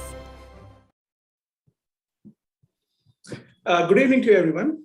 On behalf of Ford in India, I would like to thank the Great Place to Work Institute for honoring Ford to be among the best workplaces in health and wellness for 2021. This is particularly special for us this year, and it's a recognition recognition of the work done by our COVID care team in both our Ford Motor Private Limited, which is our Ford Business Solutions, and the Ford India Automotive, which is our Ford India Private Limited, to quickly get and support our employees and families when the second wave hit us in India last April. My thoughts really go back to our employees from that time.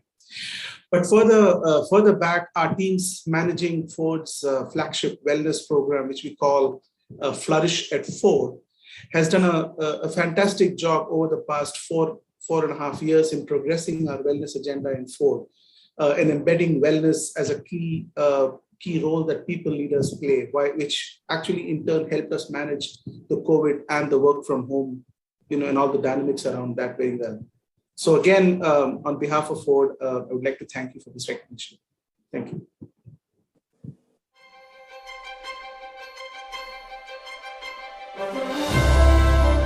Next in line, we have GlaxoSmithKline Pharmaceuticals Limited. Congratulations! Their policy Perform with Choice provides work from anywhere flexibility to employees and enables them to support their holistic well-being. Good evening, everyone. It gives me a great pleasure to accept this fantastic recognition on behalf of the GSK India leadership team and all my GSK colleagues. It's a special award. We have been receiving awards in the past from Great Place to Work, always special, but this is special in the context that we are operating. We are a prominent healthcare company, and the journey for us in the space of health and wellness started a few years ago. But obviously, COVID gave it a big boost in terms of our focus. I think for us, given that we are in the essential services business, all our employees were relentlessly focused last year, which was a difficult year, to provide access to our patients for some key life-saving medicines. And while they were doing that, we are glad that we could take care of our people while they were taking care of our patients. So it gives us great pleasure that the employees themselves have recognized this, because I understand that the methodology that Great Place to Work adopted has a huge weightage on what employees are sharing about our constantly evolving health and wellness practices. So that gives us a lot of satisfaction and gives us a lot of motivation to do more in this space, which is going to be extremely critical in coming times. Thank you so much, and thank you once again, and all the fellow winners as well in the category. Congratulations to everyone. Thank you.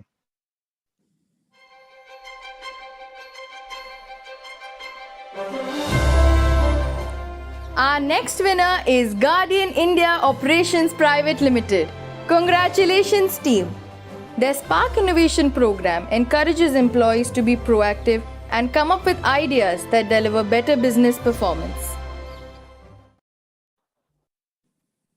Thank you so much, Great Places to Work, for this recognition, as well as I thank Guardian and the Guardian leadership team and all our colleagues and friends for the commitment and passion. For Guardian, it's a way of life.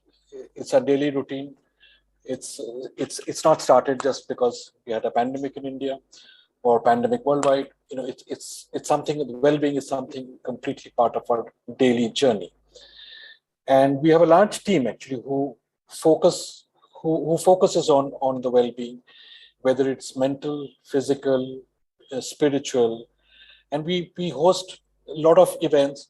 We also make sure that this entire well-being on the go is also running on an app. So we have imbibed the technological advancements and technological facilities into all of this. But overall, if I have to say one thing, is that the large team that actually works on the well-being of all of us in Guardian, and that team actually consists of not only our friends, not only our colleagues, but all our family members across the world. Thank you so much, Great Places to Work, for this wonderful recognition. Thanks again.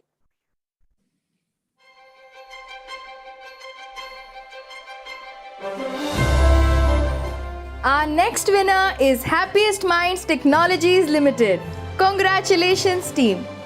They have a Happometer tool designed to capture employee concerns and queries, following which the team immediately connects with them to provide resolution. Sure. Good evening to everybody. Thank you, Great Places to Work, for this wonderful award. I'm very pleased and honored to accept this award on behalf of all the happiest minds. Well-being is an essential and strategic part of our mission of happiest people, happiest customers, as we believe that a healthy body leads to a happy mind. We have multiple programs around well-being to which we have added significantly during the pandemic to help and support our employees. I would like to express my gratitude to all happiest minds for taking ownership of their well-being and for being there for one another during the pandemic, the family of our happiest minds for the understanding and support, our customers who've been very understanding and empathetic, all the managers for taking care of their team, and finally, our happiest team for owning our well-being culture and driving multiple wellness initiatives. Thank you.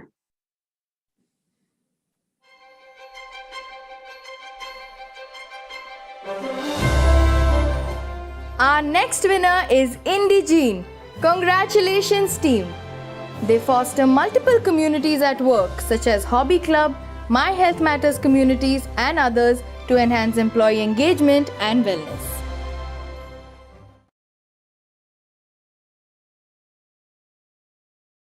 Thank you, Team Great Places. It's such an honor and a privilege to be recognized once again among India's best workplaces for employee health and wellness.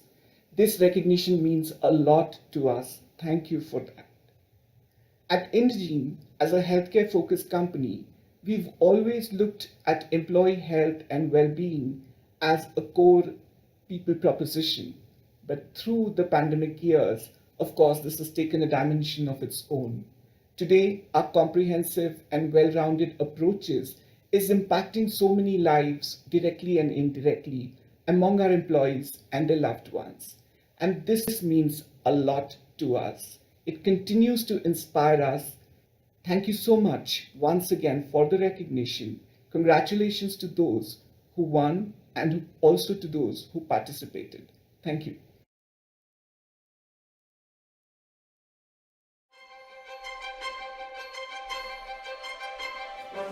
Next, we have PGP Glass Private Limited, formerly known as Piramal Glass.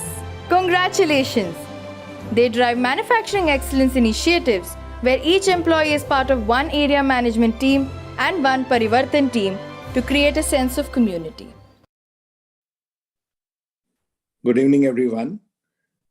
I am indeed delighted to have been recognized by Great Place to Work for PGP Glass, my entire organization, and then I humbly accept this award on behalf of each and every employee of PGP Glass. We are in the business of making specialty glass packaging for cosmetic and perfumery, specialty spirits, and pharma industry globally. 80% of our sales are global. People skill is a key differentiator in our business, and we consider them as our biggest asset. Hence, our values always reflect a culture of humility, integrity, and people care. We are a hardcore manufacturing organization with 6,000 plus employees across 3 locations. We work 24/7, being a continuous process industry, and we just cannot stop our furnaces.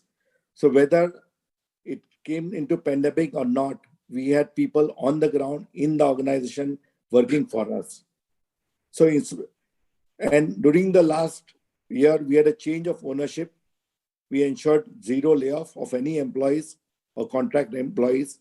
We increased the level of employee connect through online interaction. We appeal to all our employees, not only to support their families, but every person they're in touch with, such as servants, maids, security, not to lay off anybody, but keep them paid. And we to ensure that we took care of each and every employee like our family members. We enjoy a very high employee engagement as measured by independent agencies. And we believe that there is a strong link between employee engagement and workplace wellness. So this paid off during the pandemic. And through Employee Leadership Connect, we ensure that the well-being is taken care of and help them play a vital role in helping achieve our business vision. This made our employees feel valued, empowered, and more willing to invest their time and energy, which inspired them to contribute higher. So, continuing on our value and culture of employee care, we are thankful to GPTW to giving us this recognition, which I once again humbly accept on behalf of each and every employee in our organization. Thank you.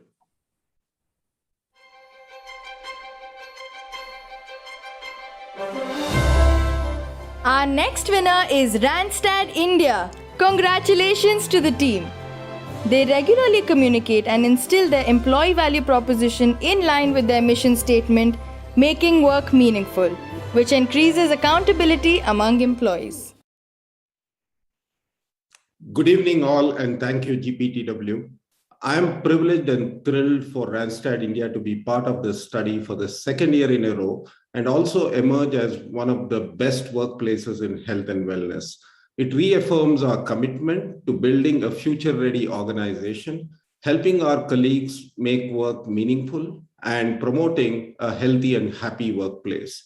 At Randstad, we achieve the focus of employee health and well-being by encouraging conversations on holistic wellness, starting from senior leadership. So we encourage compassionate communication and also show empathy that makes place for hyper-personalization. That is, every employee's unique needs, situations, and lived experiences are addressed. I'm proud of our Chief People's Officer, Anjali Raghuvanshi, and the HR team for having launched Be Kind to Your Mind within weeks of the COVID pandemic and lockdown. And then very soon, there were other versions such as Be Kind to Your Body, Be Kind to Your Soul, Be Kind to Your Whole Self, and the journey goes on. At Randstad India, we promise to be the most trusted and most admired company in the industry.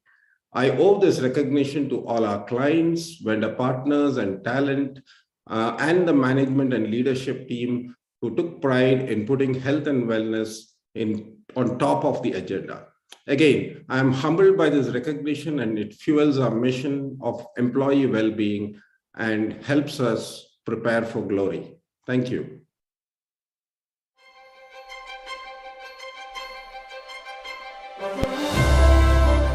Finally, we have RealPage India Private Limited. Hearty congratulations. They have an initiative, Living Our Values Every Day, or LOVE, where the employees celebrate and showcase their commitment to RealPage values. Good evening, everyone. On behalf of the entire RealPage India family, we are honored to receive this award for the second year running. Thank you, Great Places to Work, for showcasing the importance of health and wellness. This award is a testimony to the trust that our employees have in us and the caring environment that we have strived to provide. Health and wellness has now become an integral part of employee value proposition and employee experience. And I strongly believe that this is an ongoing journey in a world that's been changed by the pandemic. At the end of the day, apart from policies or practices, I think it's vital that we speak from the heart and show true caring for all our employees. I would like to thank the entire India leadership team and all our people managers for driving the health and wellness agenda with true passion. The teams behind key initiatives at RealPage like C Positive and Jeete Raho, the entire HR team for their commitment and dedication always, the leadership team for their support, and most importantly, our employees for always believing in us. Thank you so much.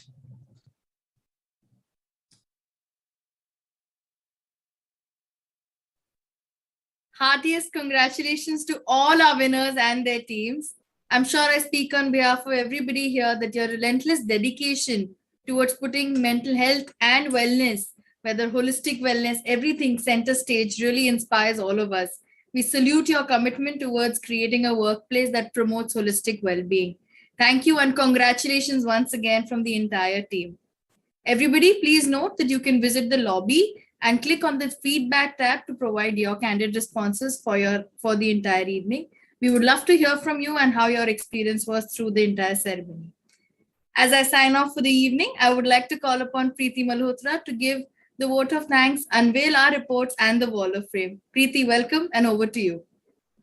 Thank you. Thank you so much. What an incredible evening and such inspiring work from all the leaders and the organizations we felicitated today. I will just take a moment. I know you all want to go out and celebrate. I don't know how much out, maybe half of it virtual, but I really want to express my thanks not just to the winners, but to each and every organization, which I think took the decision to evaluate their workplace wellness index, understand what their employees were saying, what people were going through, and really committing to making employee well-being an integral part of their workplace culture. The evening cannot be closed without thanking all our partners who made this evening happen, right? We're still waiting for the in-person awards and hopefully next year for sure.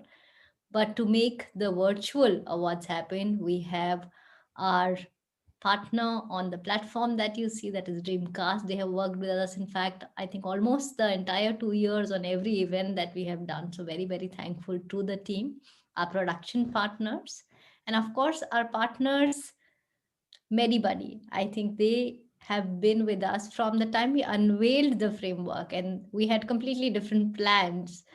And of course, the pandemic took us by surprise as well. But I remember the excitement we had when we unveiled this in person with Shaheen Bhatt in 2020 February. And right after that, lockdown happened. So we all know rest is history.